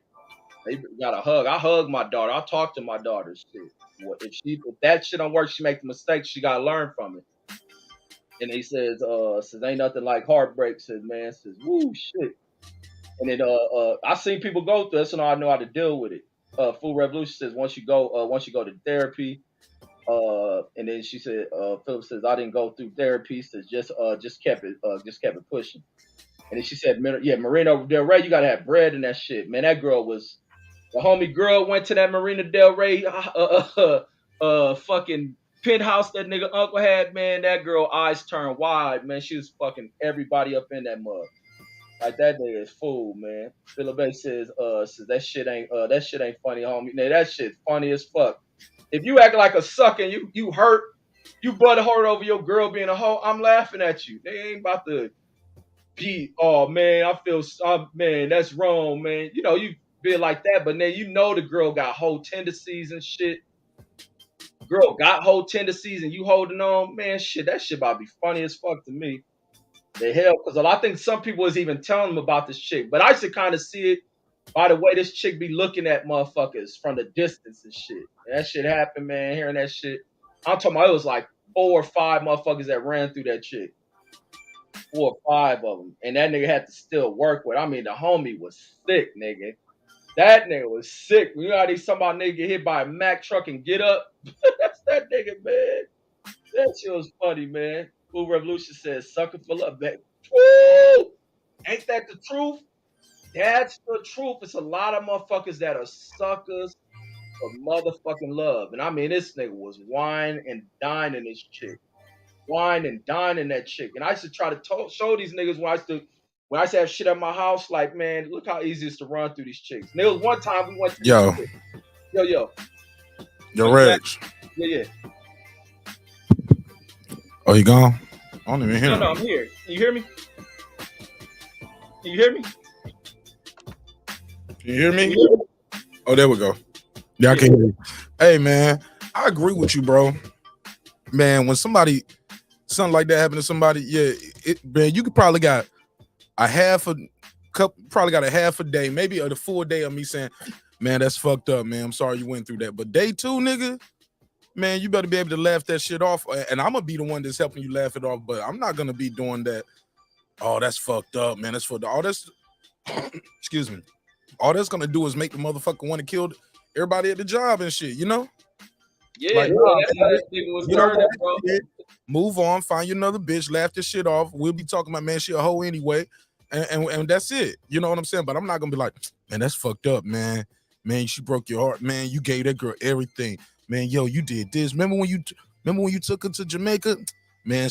Man, I'm not gonna play into your emotional damage, bro. I'm gonna lift you up and tell you, hey, man, let's go to this club. Let's go get some. Hey, look, I got a girl right here. She gonna bring a friend with her. Nothing makes you get over old pussy better than what? No pussy. Absolutely.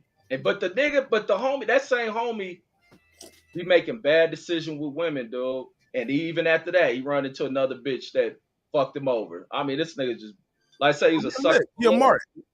Yeah. He gets some pussy, fall right in love, man. He the type of nigga, he'd fuck around and get a porn star, get some pussy, and fall in love with her and shit. He that type of dude. I probably would too. And they know what they're doing. They professional. Man, that's why you gotta be player about this shit. That's why it takes to be around older dudes who are wise and know how to deal with women.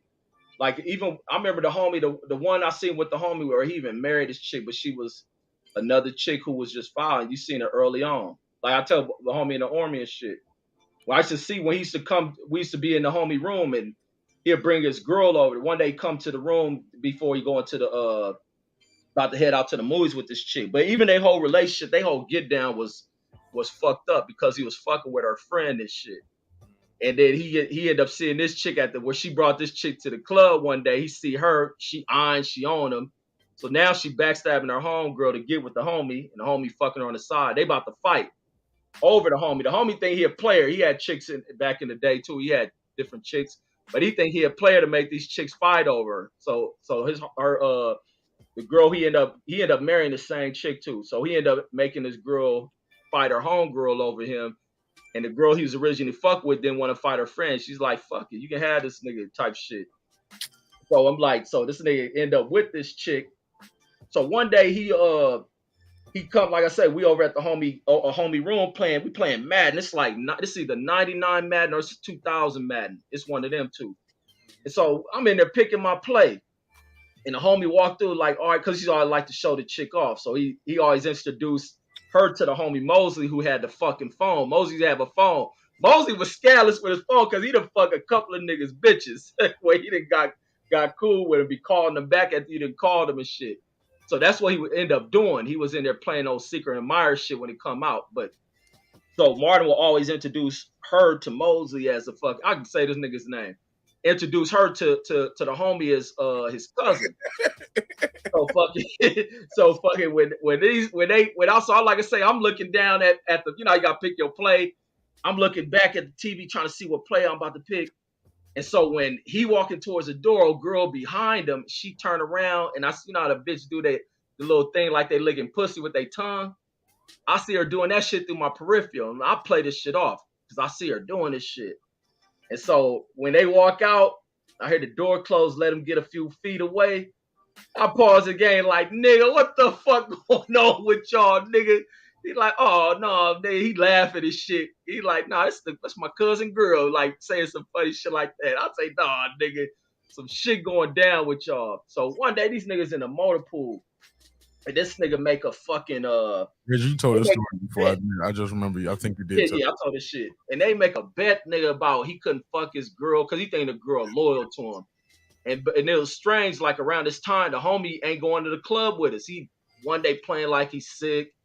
He ain't doing this. He just abrupt. Cause we ain't in the field. We was always clubbing and shit. Facts. The whole time this nigga was fucking old boy girl. So the one when he find out and shit, and it's coming up near Valentine's and shit. And somehow he get like, he feeling insecure or some shit, or maybe she done changed up or some shit while he make this bet the homie couldn't fuck his girl. And it's like a Saturday or something. I just hear crying, nigga, across our the balcony from our barracks. And I see this nigga just out there doing all this dramatic crying shit, like falling out, screaming and shit, then and raking all the barracks up. And I go over there like, I hear this nigga say, no, man, she gone, man. Like saying this shit. I'm thinking like, oh, fuck. She done got killed or something, man. So I run over there, man. Try to like tell the homie, man, it's going to be all right, man. Get up, man. Stop all this crying, man. It's going to be all right, man. And he's like, I was like, man, fuck, man. It's going to be all right, man. I said, man. How'd she go? Yeah, I'm saying that. He's like, no, man, she fucked Mosley. I said, nigga, man, I get up and walk off like this nigga over here. I go back to the room like this nigga crying over that bitch like Mosley done fucking. Then I'm thinking like, this nigga about to go kill Mosley because I don't think Mosley know how to fight. So I go over there like run this nigga room and shit. Like knock on the door like, nigga, I get knew low, nigga. Nigga, like, man, this nigga like was talking. Now he already knew because old girl called. She told that nigga everything. He bluffed her. She opened up and told that shit. But even after that shit, that nigga still married that chick. What? Man, he still married her, man. Her pussy on him too.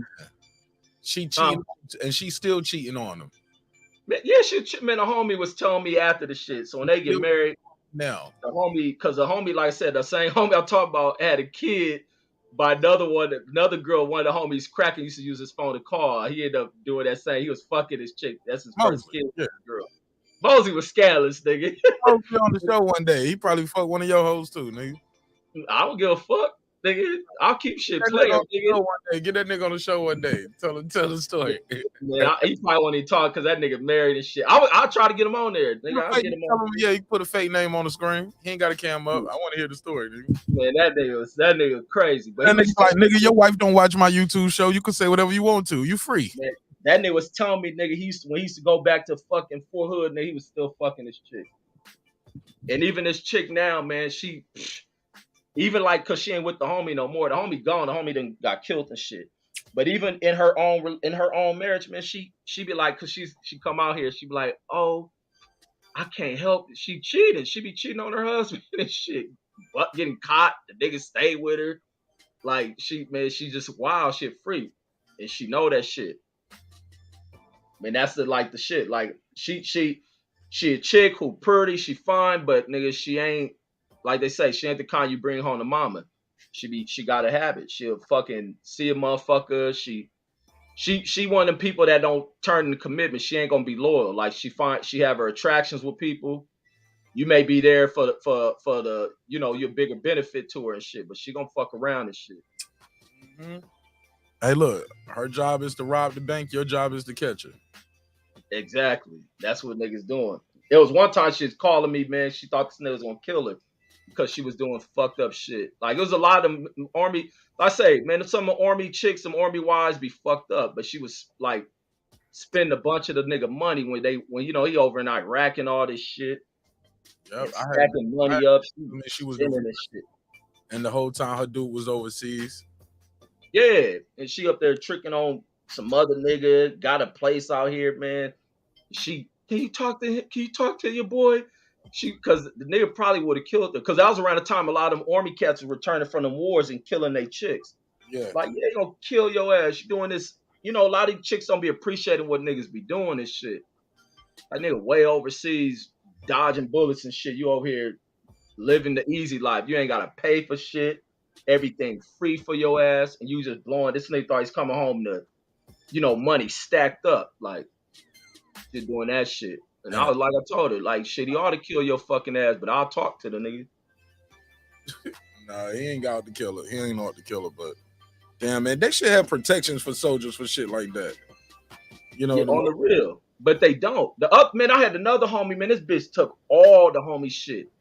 And we used to trip like, nigga, we like, man, because a homie like didn't really crack bitches like that. He'd be always a nigga go to the club, and nigga, we be in there fighting because he done start some shit. But one day he like introduced us to this chick he done met. Man, this chick is out of Oakland. Which, I see her Cali, but a lot of Oakland chicks is scandalous as fuck. And so this nigga introduced her. She like just hospitable as fuck. She in there, you go over there, and then she cooking these meals and shit. And so I'm like, damn, the homie got a good chick. She seemed like there for him, like nurturing towards. And this how this chick played this shit off so cold. I mean, she act really, really fucking locked in on a homie. But the homie was also getting ready to career. He was a mechanic for tanks and shit. He was heading off to go, how you class over, you got another type of MOS you doing. So he going through like that reclass. Yeah, he reclassed and he's going to like an AIT school for a few months. So he bounced. When he get back, man, this chick gone, nigga. The apartment they had, man, motherfucker empty. He don't know shit about this chick. Then she took him down to a courthouse with some fake ass name or whatever it was, and was gone, nigga. Out of Dodge, nigga. Bank account was empty and all that shit. I was like, man, I done seen the coldest of cold shit, but especially that military, you see some foul ass shit in that shit. Hell yeah. But all right, man, let me get some rest. I gotta pick my wife up from the airport in a few hours. Yes, sir. Yes, sir. Man, I really enjoy this shit, man. Hey, look, all these other conversations were more exciting than some of them fights today. I ain't even gonna hold you. This shit was entertaining. Talking about the fights was just as, if not more than entertaining than the fights, man. Like, that shit was crazy, man. But I appreciate you, bro. Shout out to you, Food Revolution, and everybody else who made this shit possible. All right. Yes, sir. Yes, sir. See y'all. See you on the next one. Peace.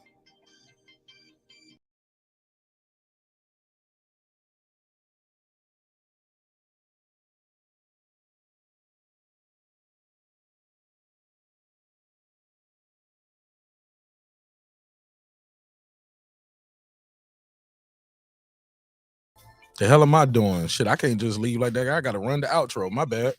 It's your man Martin Nash. Another great episode of Breaking Beats, where we break down business, entertainment, art, technology, sports, and anything else you will not feel like talking about. It's a hip-hop political sports show with a comedy twist. Hey, look, I love you. Hope you love yourself. If not, guess what? God loves you. So does Martin Nash in the neighborhood here at Breaking Beats. Sometimes we're going to agree. Sometimes we're going to disagree. But one thing's for certain, two things for sure. Jerry and Reggie are going to do that debate, my nigga, and I can't wait. They're going to do a battle. Breaking Beats battle. Jerry versus Reggie. Let's get it. I built this shit. Me. Brick by brick. And I'll be damned if I let you tear it down just because you don't like the way another nigga talk. All right. Jerry versus Reggie. Is, what was it? Roy Jones? They debating Roy Jones. All right. We'll talk about it.